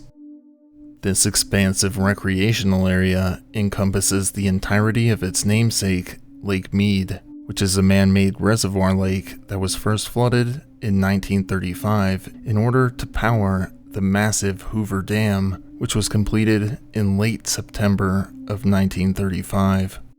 The recreation area not only includes Lake Mead and the surrounding lands, but also another smaller Colorado River reservoir lake, Lake Mojave, and its surrounding lands as well. The park is a local hotspot for boating, swimming, and fishing, and also includes trails for hiking, sites for camping, and even ghost towns from a time before the basin of Lake Mead was filled. Furthermore, the park is also home to over 900 plant species and 500 animal species as well, with one species of rare frog, the relict leopard frog, being currently endemic to the area. The park is also unique in the fact that it encompasses a region that contains 3 of the 4 desert ecosystems found within the United States within it: the Mojave Desert, the Sonoran Desert, and the Great Basin Desert. Lake Mead itself, the primary attraction of the park, is a huge deep reservoir lake that can hold up to a max capacity of 30,167,000 acre-feet of water within it, which was last reached in the year 1983, and since, Lake Mead's waters have receded significantly from its maximum capacity. A very popular location for reprieve from the unrelenting Nevada sun, in the year 2012, Lake Mead was the 5th most visited U.S. national park, drawing in over 6.3 million visitors to the park that year. However, despite this, one lesser-known statistic about the park is that it is the deadliest national park in the nation, as it easily topped other frequently fatal and more popular national parks, such as the nearby Grand Canyon and Yosemite National Park, the latter of which has been the setting for several videos on the channel. Over the 7-year span of 2014 to 2021, the Lake Mead National Recreation Area would host a whopping 145 fatalities, most of which were drownings and homicides, and this number is a significant step up in the number of fatalities when compared to the aforementioned 3rd and 2nd place national parks, with the Grand Canyon hosting 100 deaths and Yosemite hosting 94 deaths over the same span of time. Drowning deaths are by far the most common cause of death in the Lake Mead National Recreation Area, as the deep waters of Lake Mead have claimed a great number of lives throughout the decades. One such death took place on July 29, 1986 in Powerline Cove in Catherine's Landing. The victim in this incident was water skiing behind his boat while his daughter drove the watercraft, and at some point the victim let go of the tow line. His daughter turned the boat around to come back to pick him up, but unfortunately she made an error in navigating the boat and subsequently ran into the victim with the boat, and during the collision, the man was struck in his buttocks by the engine's propeller. He soon fell unconscious and began to sink into the lake's deep waters. Authorities were contacted, and the victim was removed from the water, and CPR was attempted until he could be transported to the hospital for medical treatment. Unfortunately, upon his arrival at the hospital, the man was declared dead as a result of an extended period of time spent underwater, as an autopsy later revealed. Just a few weeks later, on August 18, 1986, a highly intoxicated woman and her friend were returning from a party near Catherine's Landing when the victim walked into Lake Mead. She was not able to swim, and thus, she soon began to drown. Fortunately, her friend was able to drag her out from the water before she was able to drown, but in a tragic turn of events, the woman would again walk into Lake Mead a second time, but this time, her friend didn't notice until it was too late, as he was unable to save her a second time before she sank beneath the surface of the lake. However, this incident would only be one of the drowning deaths that occurred on that very same day, as another man would also drown on August 18, 1986, in Lower Government Wash. The victim of this drowning incident was swimming in the lake when he became distressed and called out for help from his friends that were on shore nearby. In a cruel twist of fate, his friends assumed that he was joking about drowning and didn't realize that he was actually in need of assistance until he slipped beneath the surface of the water and never resurfaced. His body was found floating in the water later that day by fishermen, who reported their morbid discovery to authorities. Another rather mysterious drowning death occurred in the final days of the year 1996, when on December 29th, the wife of a local man reported him missing after he had not returned from a fishing trip after telling her he'd return after spending the night fishing. Security at the marina that he rented a parking slip for his boat at checked his slip and found his boat parked in it, with the radio still blaring and the keys to the dock's gates next to the man's boat.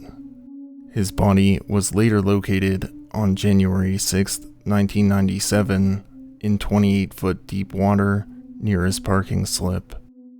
These are just a few examples of such drowning incidents, as there are simply far too many to cover in a single video. The Lake Mead National Recreation Area, due to its vast size, the lake's depth, the remote craggy terrain that surrounds it, and its proximity to the city of Las Vegas, Nevada, has made it a popular dumping ground for bodies of homicide victims, as well as a popular location for committing homicides as well. Much like with the drowning deaths, there are too many homicide-related deaths that have taken place at Lake Mead to cover in a single video. Perhaps, at least as of recently, the most well-known of these homicides is the body found in a barrel during the extreme drought and record-low waters of 2022, one of several bodies discovered that year as a result of the worst drought in the region in 1,000 years, all of which I'll cover at the end of this video for the sake of cohesiveness. Anyways, the first documented homicide in Lake Mead's history took place on November 17, 1986. Although, let me just note, this is very unlikely to be the first homicide there, it's just the first documented one. At the Lake Mead boat launch ramp, Las Vegas police informed park officials of a possibly suicidal woman that had fled from them and managed to escape, and was likely on her way to the Lake Mead area along with her 7-year-old son, who she had threatened to kill along with herself. Later that day, marina workers that were maintaining the marina's docks found a submerged vehicle with the 7-year-old boy still inside the car. The woman was located nearby and admitted to drugging the boy with an overdose of sleeping pills, and subsequently drove the car into the water with the boy still inside. She was promptly arrested and charged with first-degree murder following her admittal to the crime. Less than a year later, 2 more homicide victims would be located within the park within a week of each other. The first set of remains was located at the Needle No. 1 Primitive Campground in Christmas Tree Pass. A camper notified officials when he spotted what appeared to be the remains of a human approximately 600 feet from the campground.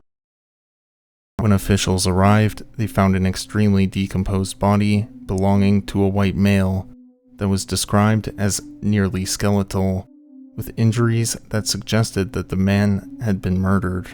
However, due to the badly decomposed body, a positive identification of the man was not possible, and an estimation of the date of his death and the amount of time he had been in the location he was found at could not be determined. The next set of human remains was located a few days later on August 3, 1987, in the West End Wash. A hiker discovered a badly decomposed body while out exploring and immediately rushed to alert authorities. Upon their arrival, authorities were able to match the approximate time of death to a missing persons case that had been filed on July 23rd, a few weeks earlier, and the man was positively identified by family members. The victim's body was found decapitated, and thus his death was ruled a homicide by police.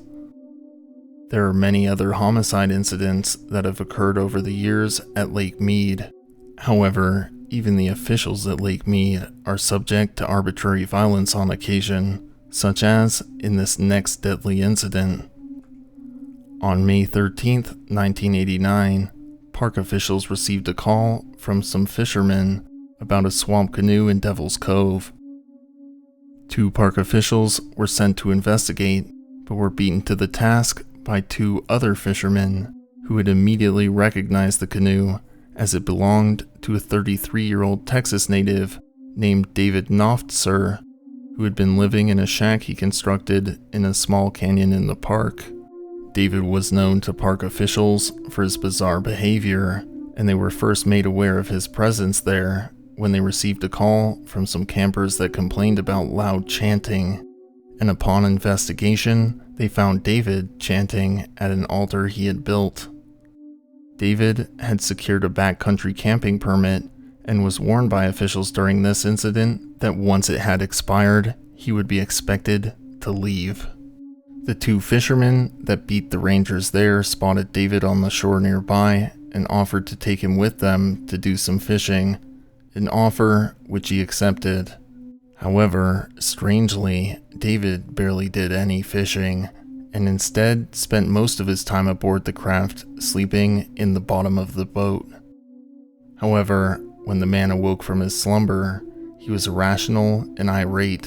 and pulled a rifle from his bag, which he held against the head of one of the fishermen. He then moved the barrel of the weapon slightly to the side and fired the gun, and began to angrily question the men about what they were doing there and their intentions. While the 2 fishermen were in the midst of their frightening interaction with David Noftser, the 2 dispatched rangers arrived on scene to investigate and were immediately drawn to the sound of the rifle shot.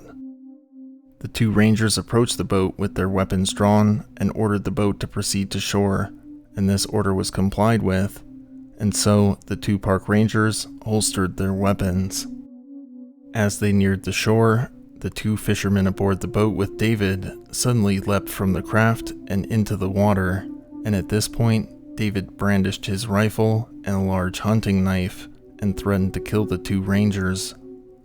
The 2 rangers drew their weapons and attempted to convince David to put his weapon down unsuccessfully for over half an hour, at which point David jumped from the fisherman's craft to the operator's area near the stern of the ranger's craft, a 20-foot Boston Whaler, where he brandished his knife and shouted maniacally, quote, "I'll cut your guts out." One of the rangers who was the nearest to David grabbed the life ring aboard the boat in order to defend himself from David,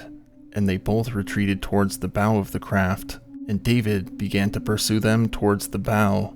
At this point, fearing for his life, one of the rangers fired 4 shots at David, landing all 4 shots, and the second official, also fearing for his life, fired 2 shots at David, both of which hit their mark, and the shots sent David stumbling backwards into the seat of the boat. Despite being shot 6 times, David was not deterred and continued to approach the park rangers at the bow of the boat brandishing his knife, but then collapsed to the floor as he attempted this approach and died before any emergency personnel managed to reach the scene. Both rangers were found to have been well within their rights to kill David given the circumstances of the situation and were not charged with any crime. Now that I've gone over some examples of deadly incidents that have occurred over the years at Lake Mead,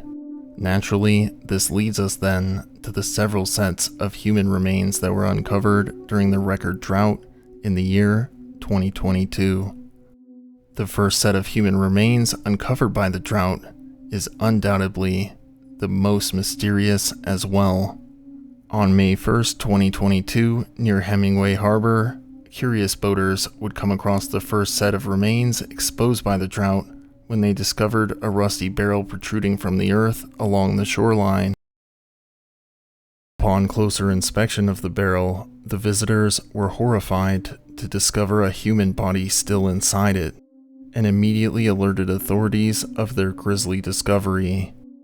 Officials found that the man inside the barrel had died of a gunshot wound to the head and was found wearing clothes that were sold at the now nearly defunct superstore retailer Kmart in the late 1970s, and estimated that the man had been killed sometime in the late 1970s to the mid-1980s. During the approximate time of the man's death, the water where the body was found would be over 100 feet deep. Due to the victim's manner of death, officials determined that the man found inside the barrel was likely the victim of a mob hit, as the mafia were long rumored to have disposed of bodies in this manner, and the man's approximate date of death lined up perfectly with some of the most violent and tumultuous years during the time that several Italian mafia families operated and controlled the Las Vegas casinos from behind the scenes. As of the time of making this video, the victim found within the barrel has not been publicly officially identified,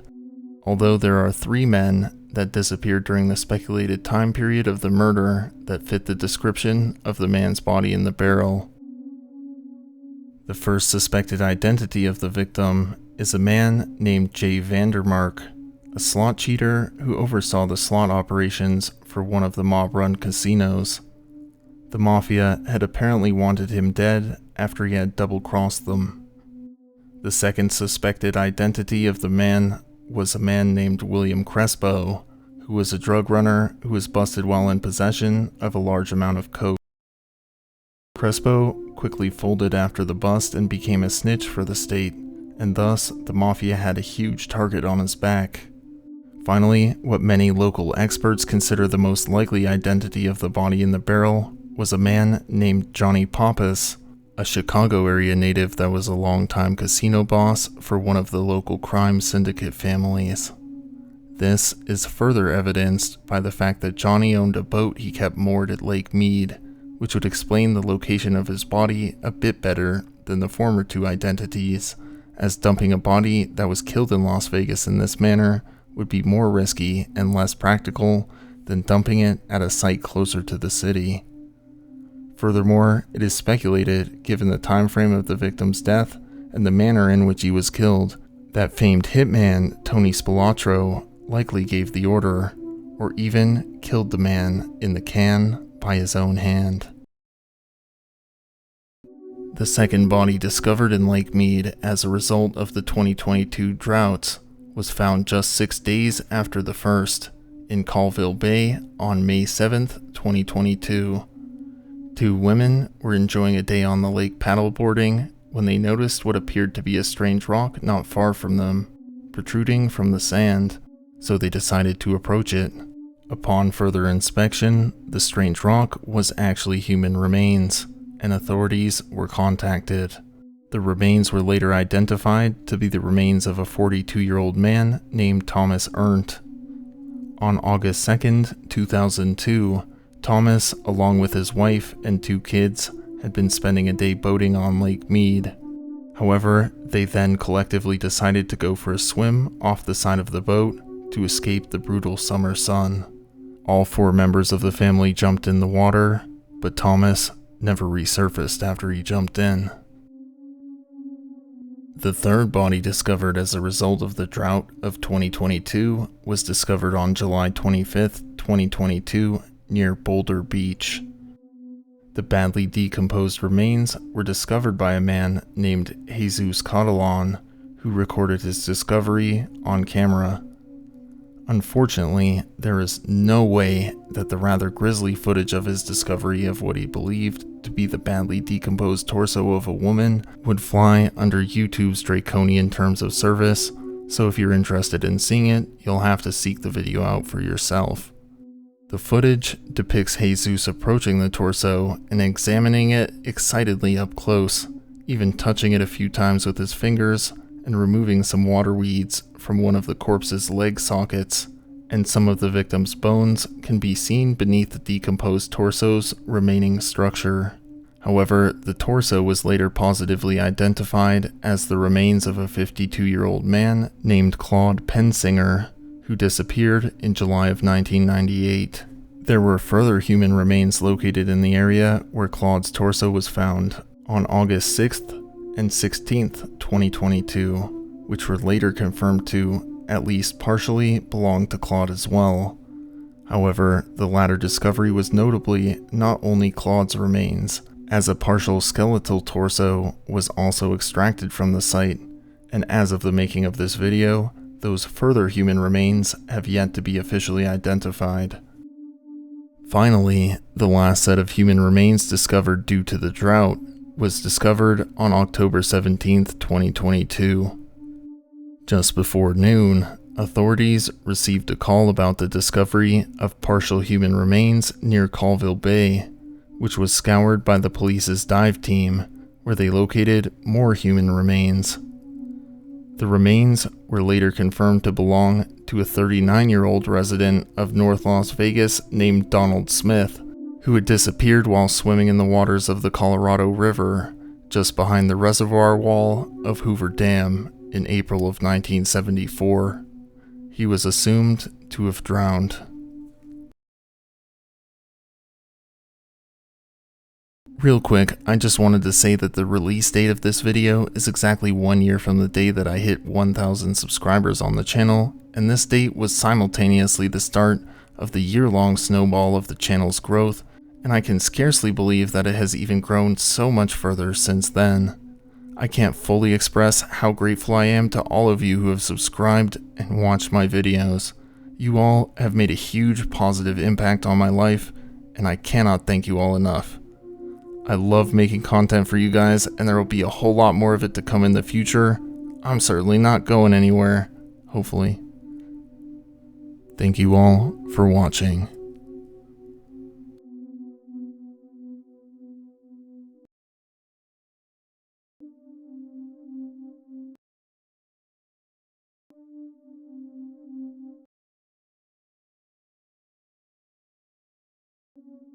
Big Four Mountain is a mountain located in the Mount Baker Snoqualmie National Forest in the Cascade Range in Washington State, which is located about 35 miles northeast from the city of Seattle and approximately 20 miles east of the city of Granite Falls. Standing at a height of 6,160 feet at its highest point, the menacing five-peaked massif of Big Four Mountain looms ominously above the glacial runoff valleys that have been carved through the mountainous landscape throughout the millennia.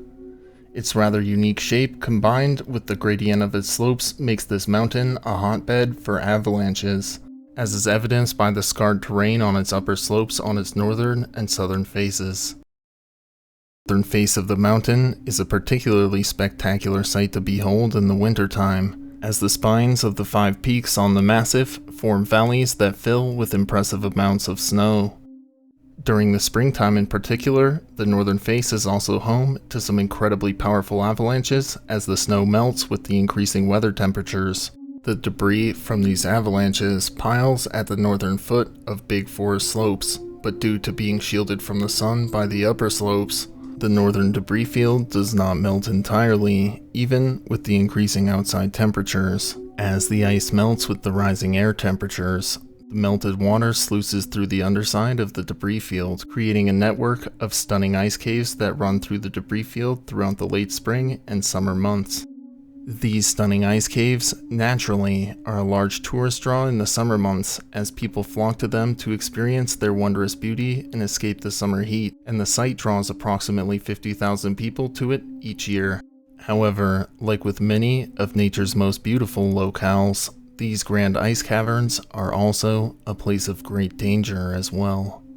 On Monday, July 6th, 2015, visitors flocked to the foot of Big Four Mountain's northern face to cool off from the sweltering summer heat and experience the natural wonders of the ice caves for themselves, as was usual on any given summer day. The spring and summer of 2015 had thus far been warmer than usual, with temperatures in the Seattle area rising consistently above the seasonal averages. July 6th was no exception, as the temperature soared to a high of 86 degrees Fahrenheit in the early afternoon. Some of the more adventurous visitors at the site still ventured into the gaping mouth of the massive ice cave for a closer look, since it had not been closed off to visitors despite the warm weather.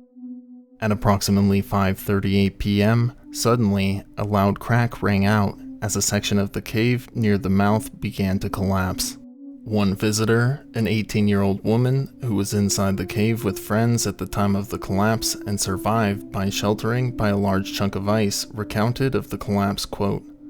"As soon as it stopped, I looked up and looked around me, and it was extremely gruesome, honestly. Everybody there, we grabbed everybody out and helped as best we could," she said. The collapse had been witnessed by several people outside the caves who quickly rushed to call for rescue teams to aid with the rescue of the people stranded inside. However, they ran into issues with calling for help, as the site had no cell phone service due to its location. Thus, in order to call for help, they had to leave the site, and this lack of cell service is what ultimately ended up delaying the rescue efforts by approximately 45 minutes, as the callers drove to a campground approximately 45 minutes away to use a payphone to report the collapse. While they were awaiting rescue, the other survivors of the collapse aided others trapped inside the cave in escaping its confines. At nearly 7 p.m., rescue helicopters reached the site and airlifted 5 seriously injured people from the site to the hospital, with 2 in critical condition. However, the nearly 115 people in the rescue crews responding to the collapse then faced another dilemma when it came to evacuating the body of the sole fatality of the incident, a 34-year-old woman from California named Anna Santana, who was visiting the site with her 4 children and her brother David Santana, who was notably one of the people evacuated in critical condition. Anna had been near the back of the cave during the collapse and had been crushed by huge chunks of falling debris.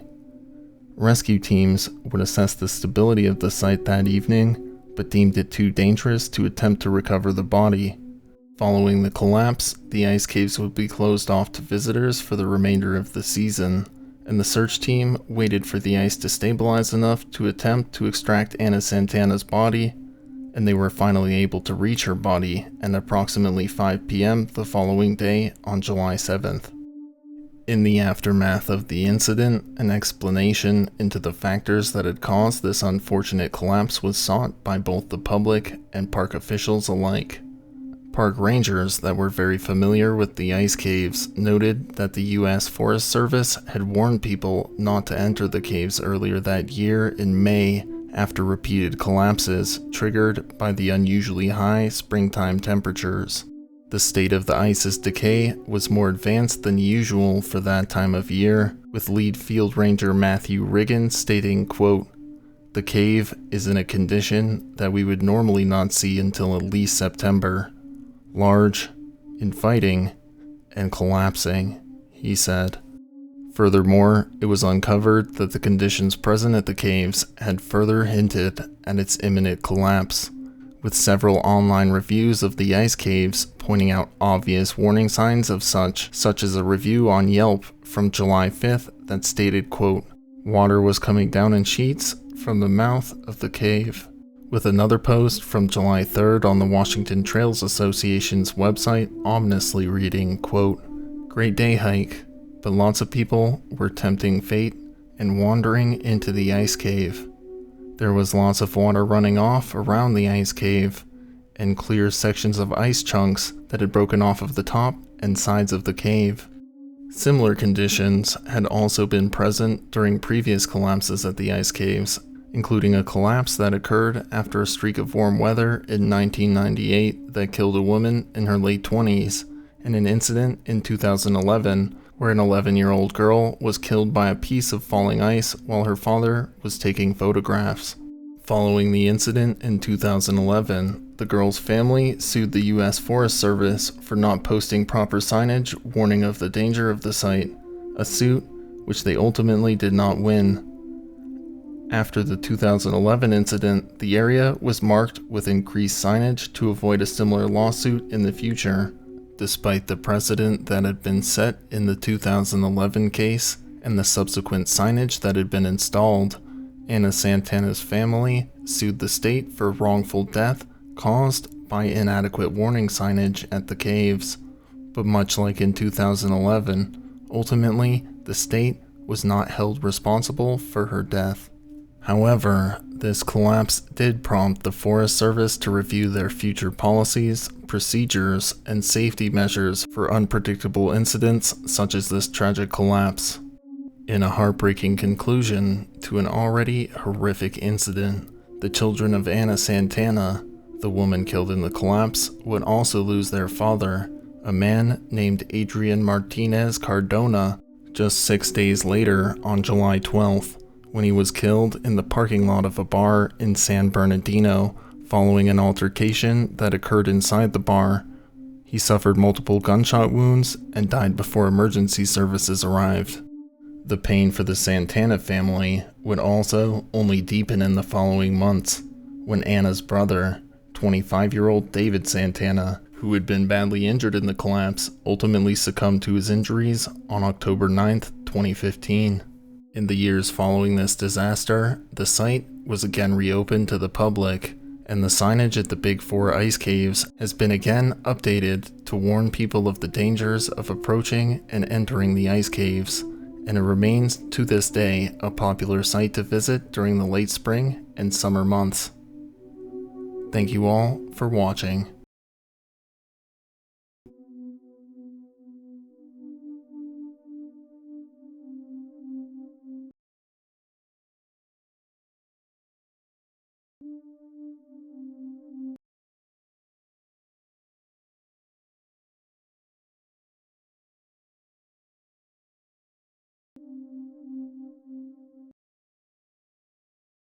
Yosemite National Park is a United States national park located in eastern California, spanning 759,620 acres across 4 different counties. Yosemite has garnered renown worldwide for its breathtaking and diverse scenery, which makes it a popular sightseeing and outdoor recreation destination, and Yosemite National Park sees over 4 million visitors each year.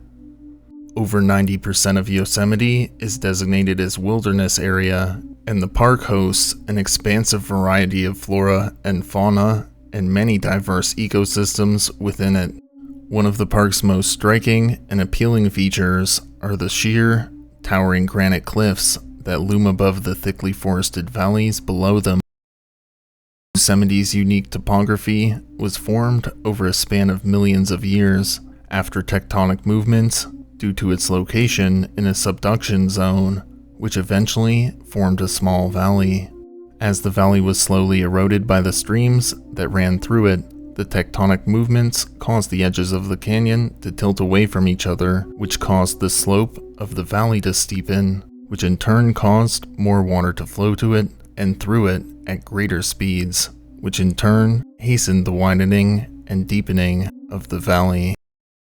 Approximately 3 million years ago from present day, the Earth would see the first of a series of ice ages which caused glacial caps to advance, that then formed into glaciers as the ice accumulated atop higher ground, which subsequently filled the valleys below them with glacial flows.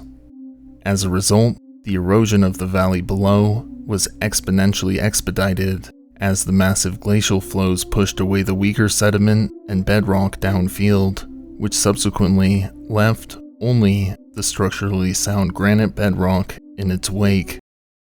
This is also the reason for the iconic, smooth, almost polished appearance of Yosemite's sheer cliffsides as well, as the movement of the glacial flows both broke free all but the strongest bedrock, as I mentioned previously, and also polished the remaining granite as it flowed along.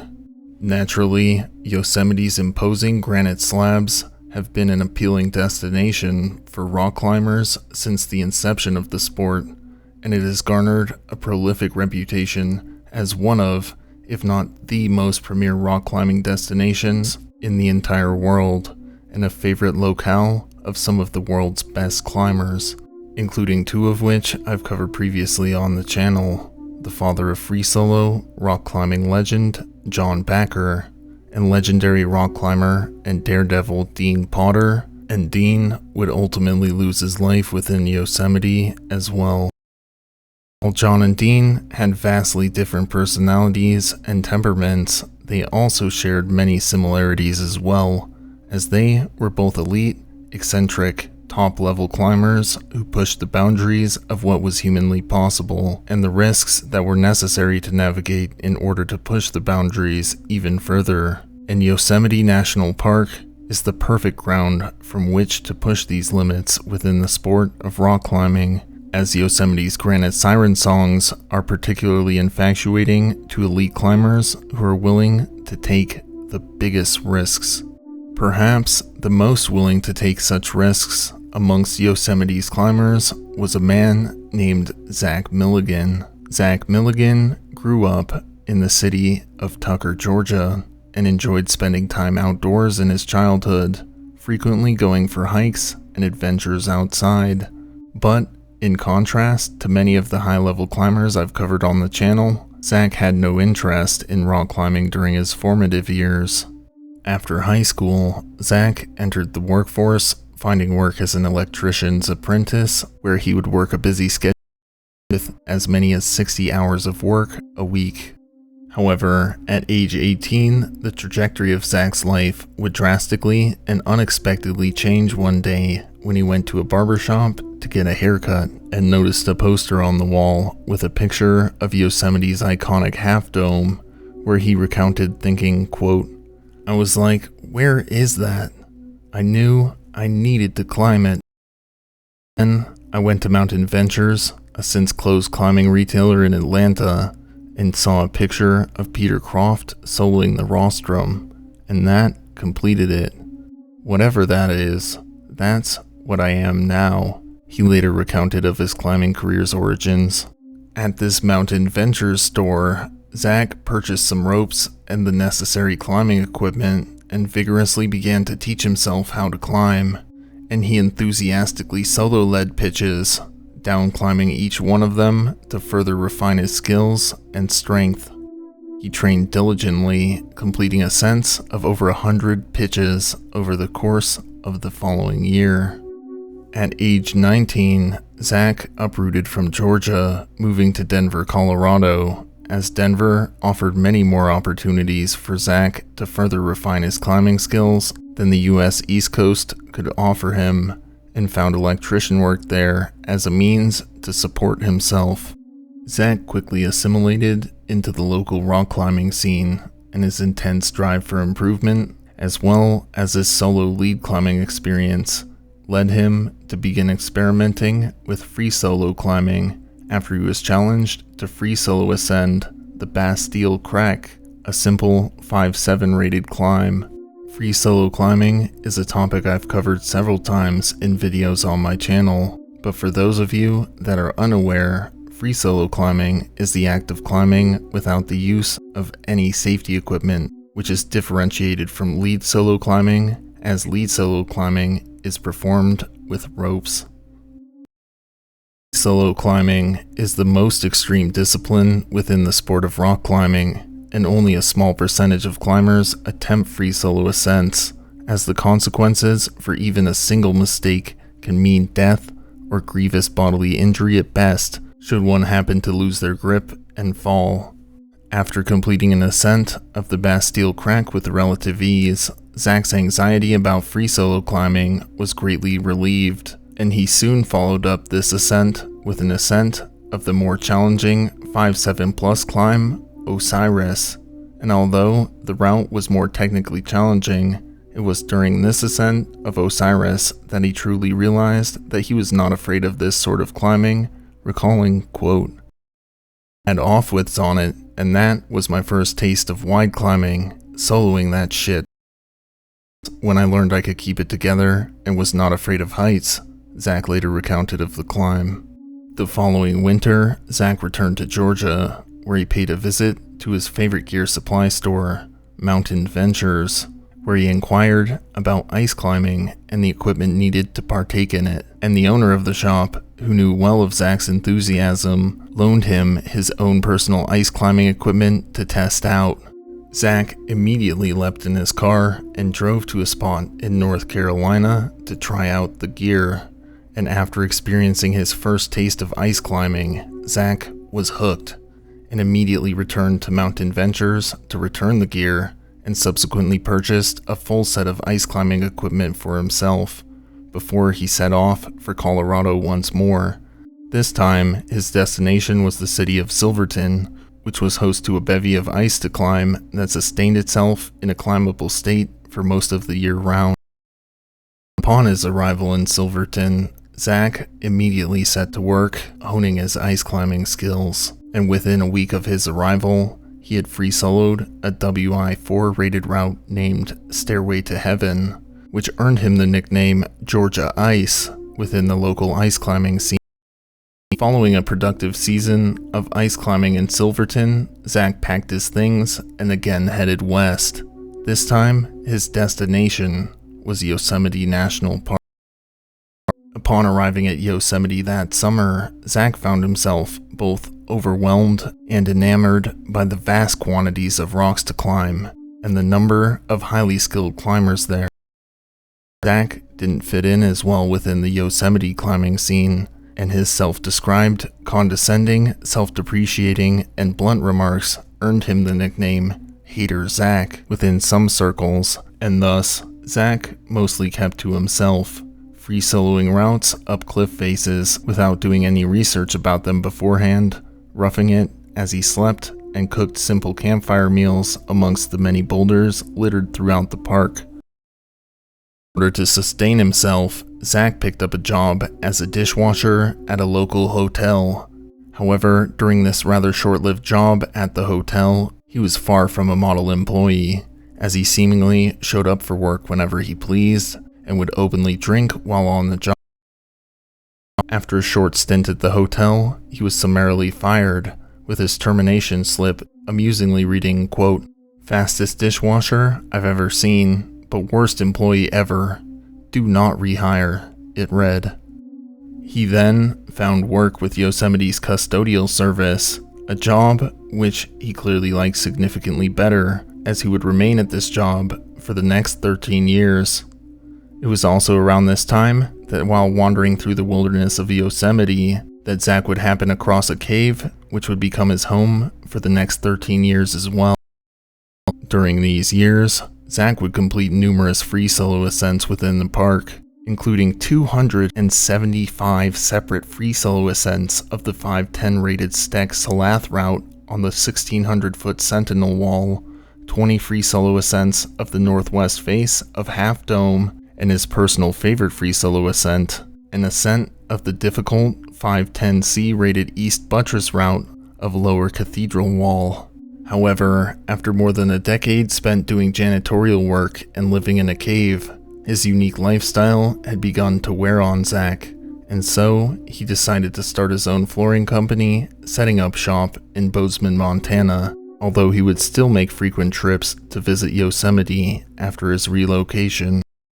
On February 21st, 2021, Zach would complete perhaps his most daring and noteworthy feat in Yosemite to date, when he and a man named Jason Torlano made history when they successfully skied down Half Dome's steep, 60-degree slopes. Notably, when he was interviewed following the descent, Zach remarked that he didn't even consider himself a real skier, stating, quote, "I wasn't in a survivable situation. I had no business being on Half Dome. I'm not a real skier," he remarkably said in an interview, despite the daring and historic descent, which, for reference, a ski descent of the entirety of K2 was completed 2 years before Zach and Jason would make their historic attempt and successful ski descent of Half Dome. February of 2023, Zach traveled to the Canadian Rockies for an ice climbing excursion, with the region boasting some of the world's most premier and renowned ice climbs. Zach had set his sights on and geared up for a free solo ascent of one of the world's most coveted ice climbs, an ascent of Polar Circus, a route located on Cirrus Mountain in the province of Alberta. He then packed his things and headed to the site of the climb in his vehicle. February 10th, 2023, Parks Canada officials received a report of an abandoned vehicle in a nearby parking lot, and on February 11th, a drone search was ordered to search for Zach. They found his body at the bottom of Polar Circus, as he had died from an apparent fall, which had gone unwitnessed. Following his death, his family refused an official autopsy, as his cause of death was quite apparent, and thus his death was deemed accidental, as his family members knew that he died doing what he loved: free solo climbing.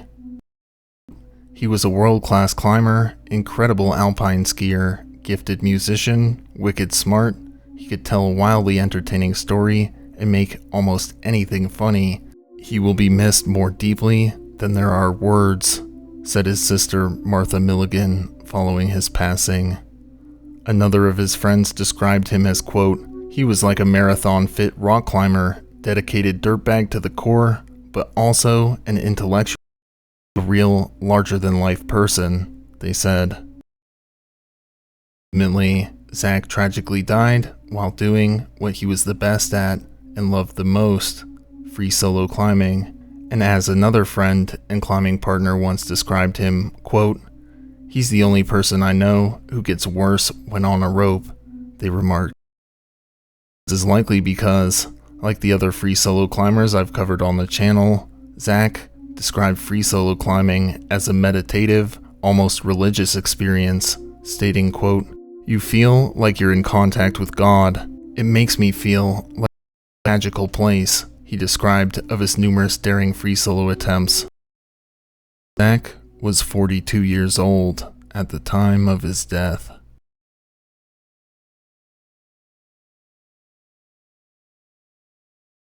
Thank you all for watching.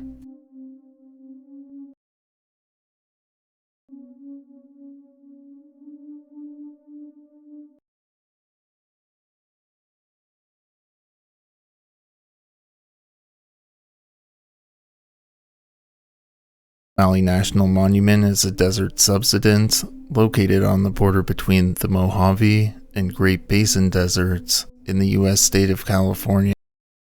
True to its foreboding name, Death Valley is widely known as the hottest place on Earth during the summertime, and the location of the highest air and surface temperatures ever recorded, with the former reaching a temperature of 134 degrees Fahrenheit and the latter reaching a temperature of 201 degrees Fahrenheit.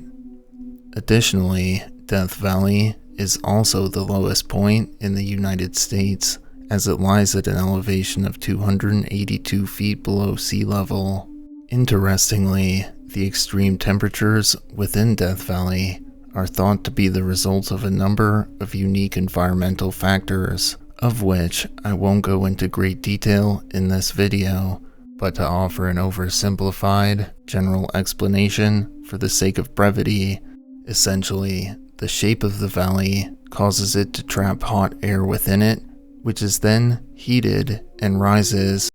and is unable to escape the confines of the valley and subsequently sinks to the valley floor, only to be perpetually reheated cyclically over and over again. The extremely hot and dry climate within Death Valley, particularly during the summer months, is an extremely inhospitable environment for humans, as the dry, unrelenting desert heat can swiftly dehydrate the human body, and with almost no available sources of water or shade, there is little reprieve from the unyielding rays of the sun in the sky above, and visitors to the Death Valley National Monument must remain acutely aware of the dangers of visiting such an extreme and potentially lethal environment. July 1996, a small group of 4 tourists hailing from Germany, consisting of a 34-year-old man named Egbert Rimke, who was accompanied by his 11-year-old son named Jörg Weber, with the pair being accompanied by Egbert's 20-year-old girlfriend named Cornelia Meyer, as well as her 4-year-old son named Max Meyer. After arriving at the Los Angeles International Airport, they would subsequently rent out a green 1996 Plymouth Voyager minivan to embark upon their planned road trip around the southwestern United States. The Germans would spend the initial few days of their trip visiting Southern California before they set off across the desert in their minivan to make the relatively short drive from Southern California to the city of Las Vegas in southern Nevada. The 4 would spend the following few days in Las Vegas, where they stayed at the Treasure Island Casino. However, while in Vegas, Egbert and Cornelia seemingly did not fare well in their luck while at the casinos, as on the morning of the group's departure from Las Vegas, July 22nd, Egbert would make a phone call to his bank back in Germany to request $1,500 to be wired to him in California. Additionally, following his phone call to the bank, Egbert would send a fax to his ex, also back in Germany, to request that she wire him some money in California as well, a request she would summarily ignore. That 22nd, the 4 Germans would depart from the city of Las Vegas in their green Voyager, bound for Death Valley, the first stop on their return trip back to LA before their flight back to Germany on July 27th. Upon arriving at Death Valley National Monument, would make a brief stop at the Furnace Creek Visitors Center, where they purchased 2 copies of the Death Valley National Monument Museum text, and from there, they would subsequently make their way to Tonopah Canyon, where they would camp for the night. The following day, the 4 Germans would pack up their overnight campsite and load it into their minivan, where sightsee as they hop between various tourist locations within the park's boundaries, including the abandoned Warm Springs mining camp in the west region of the park, where all 4 would sign the guest logbook kept at the site, penning a short message in German that noted that they were headed over the pass, subsequently making their way along the rough back roads of the park for a while before they reached the geologist's cabin in the remote butte valley of the park, where they would proceed to pilfer an American flag from the cabin to take as a souvenir back to Germany. However, following this, Egbert, Cornelia never or heard from again, as they would seemingly vanish into thin air. 4 Germans would, of course, report their return flight back to Germany, and failed to arrive back in Germany as planned. Egbert's ex-wife, whom he had faxed on July, requesting money, grow increasingly concerned and would contact officials in the United States to inquire whether the 4 had boarded their flight and to ascertain their potential whereabouts. However, aside from confirming that they hadn't boarded the flight nor returned their rental minivan, and reported stolen by the rental company over the next few weeks, Bear's ex-wife was unable to find any further information on the four's whereabouts, as they had seemingly vanished from existence entirely without any trace. Later that year, on August 1st, 1996, park rangers who were in the most remote reaches of Death Valley in search of manufacturing labs would discover the German tourist's dark green Plymouth Voyager in the remote Anvil Camp, with their way to the site to take a closer look. Upon inspection, rangers would find that the van had long, with 3 of its tires completely shredded and the wheels beneath also badly damaged, clearly from continuing to drive without tires across the rocky terrain in the area for a considerable distance. The interior of the van, they would find an empty pack of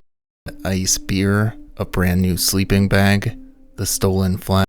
from the Jesus cabin, the 2 German copies of the Death Valley National Monument Museum, various toys, and notably an unused tire jack and tire well. However, there was seemingly no signs of the 4 Germans or their heading from the van. Following this discovery, a scale search operation consisting of over 200 participants to search for the missing German tourists, and they would comb the as to their whereabouts. However, after 5 months of thoroughly combing the area, the party had only managed to unearth a single clue, a bud the pack found in the abandoned van beneath a large bush from the van. Further discovered that a small ledge beneath the bush was cleared of debris and used as who likely sought shelter from the beating rays of summer's shade cast by the bush. After the large search to uncover any further clues as to the Germans' whereabouts, on October 26th, the were called off, as the 4 tourists' old dates would seemingly remain a mystery. For the following years, many of the 4 tourists would emerge, including gotten lost across one of the aforementioned labs that those who discovered the van had initially been and had been subsequently silenced. It was largely agreed upon that it was most likely gotten lost and had wandered from the van and subsequently perished from heat, as the temperature recorded on July 23rd was a sweltering 118 degrees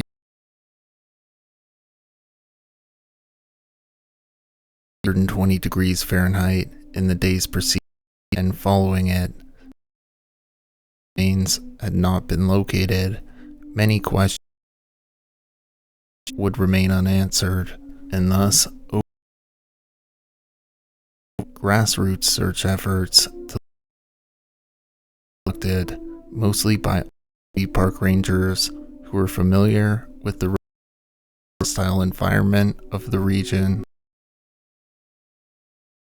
November 12th, 2009, 2 such searchers, a man S. Walker and a man named Tom Mahood, would happen across human skeletal. Searched for further clues about tourists, with the site of their discovery being located exactly 5 miles to the southeast of where the minivan had, half miles to the south of where the empty personal identifying artifacts, including a passport, an empty wine bottle, written in German, were located in the vicinity of the skeletal remains. After they were at the site, the skeletal remains were determined to have belonged male, and further DNA testing confirmed that the bones of the male, but the results were inconclusive for the though due to the presence of her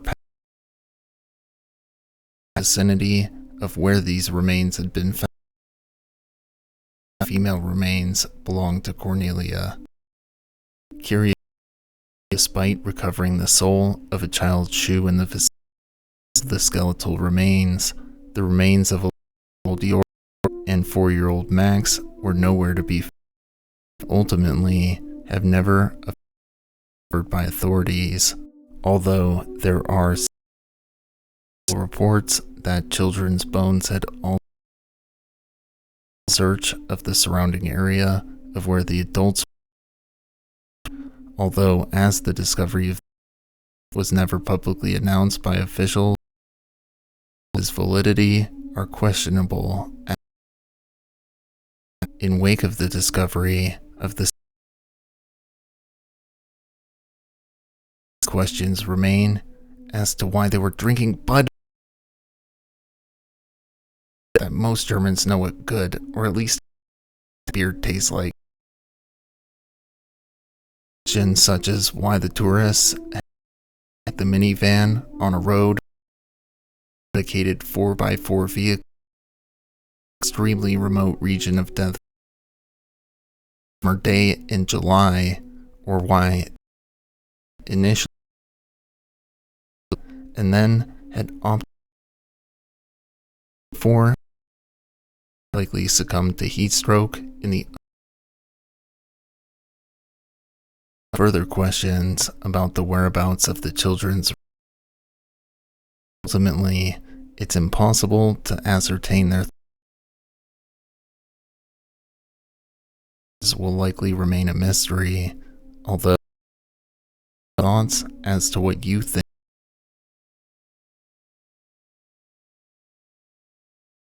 If you enjoyed the video, please remember to leave a like, and don't forget to subscribe to the channel as well, as these videos take quite a bit of work to make all by myself, and doing so really helps out the channel a whole lot.